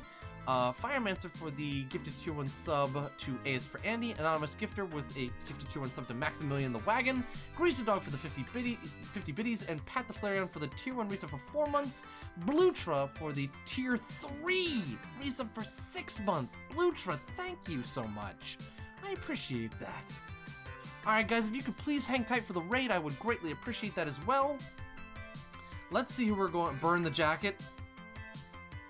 Actually, let's try this one, Avian. Let's go with this one. Burn the jacket. Trip13342, thank you for the follow. Welcome to the Fox Den. Let's go with this as our raid message. Our raid message is as follows. Boom! Burn the jacket! Please copy and paste it in the chat so I know you got it. /me to make it the color of your name. If you don't have my emotes, that's okay. You can use other emotes or just copy the message. It all works. And just for you guys, just so you guys know, I will be back on Sunday at 3 p.m. Eastern Standard Time. Sunday at 3 p.m. Eastern Standard Time. So let's go find somebody to raid, shall we? Let's see here. Who is currently on Twitch? Wait, isn't it Laughing's birthday? Yeah, it's Laughing's birthday. Hey, Grease the Dog, thank you for the 5 biddies. Thank you so much. It's Laughing's birthday, isn't it? Okay, I know who we're raiding. We're gonna go say hi to Laughin'. we gonna go say hi to Laughing. Wish him a happy birthday. All right, good night, G-Ship. All right, let's start. Let's go here and put in Laughing. All right, fam. As always, thank you so much for the love and support. I will see you guys on Sunday. Until then, keep being awesome, keep being you. You can find me on Discord, the subscriber-only Telegram, and Twitter. Until then, guys, keep safe, be well. I love y'all. Thank you so much for everything. Thank you for keeping me going. You really do. Thank you for that. Until next time, guys, bye!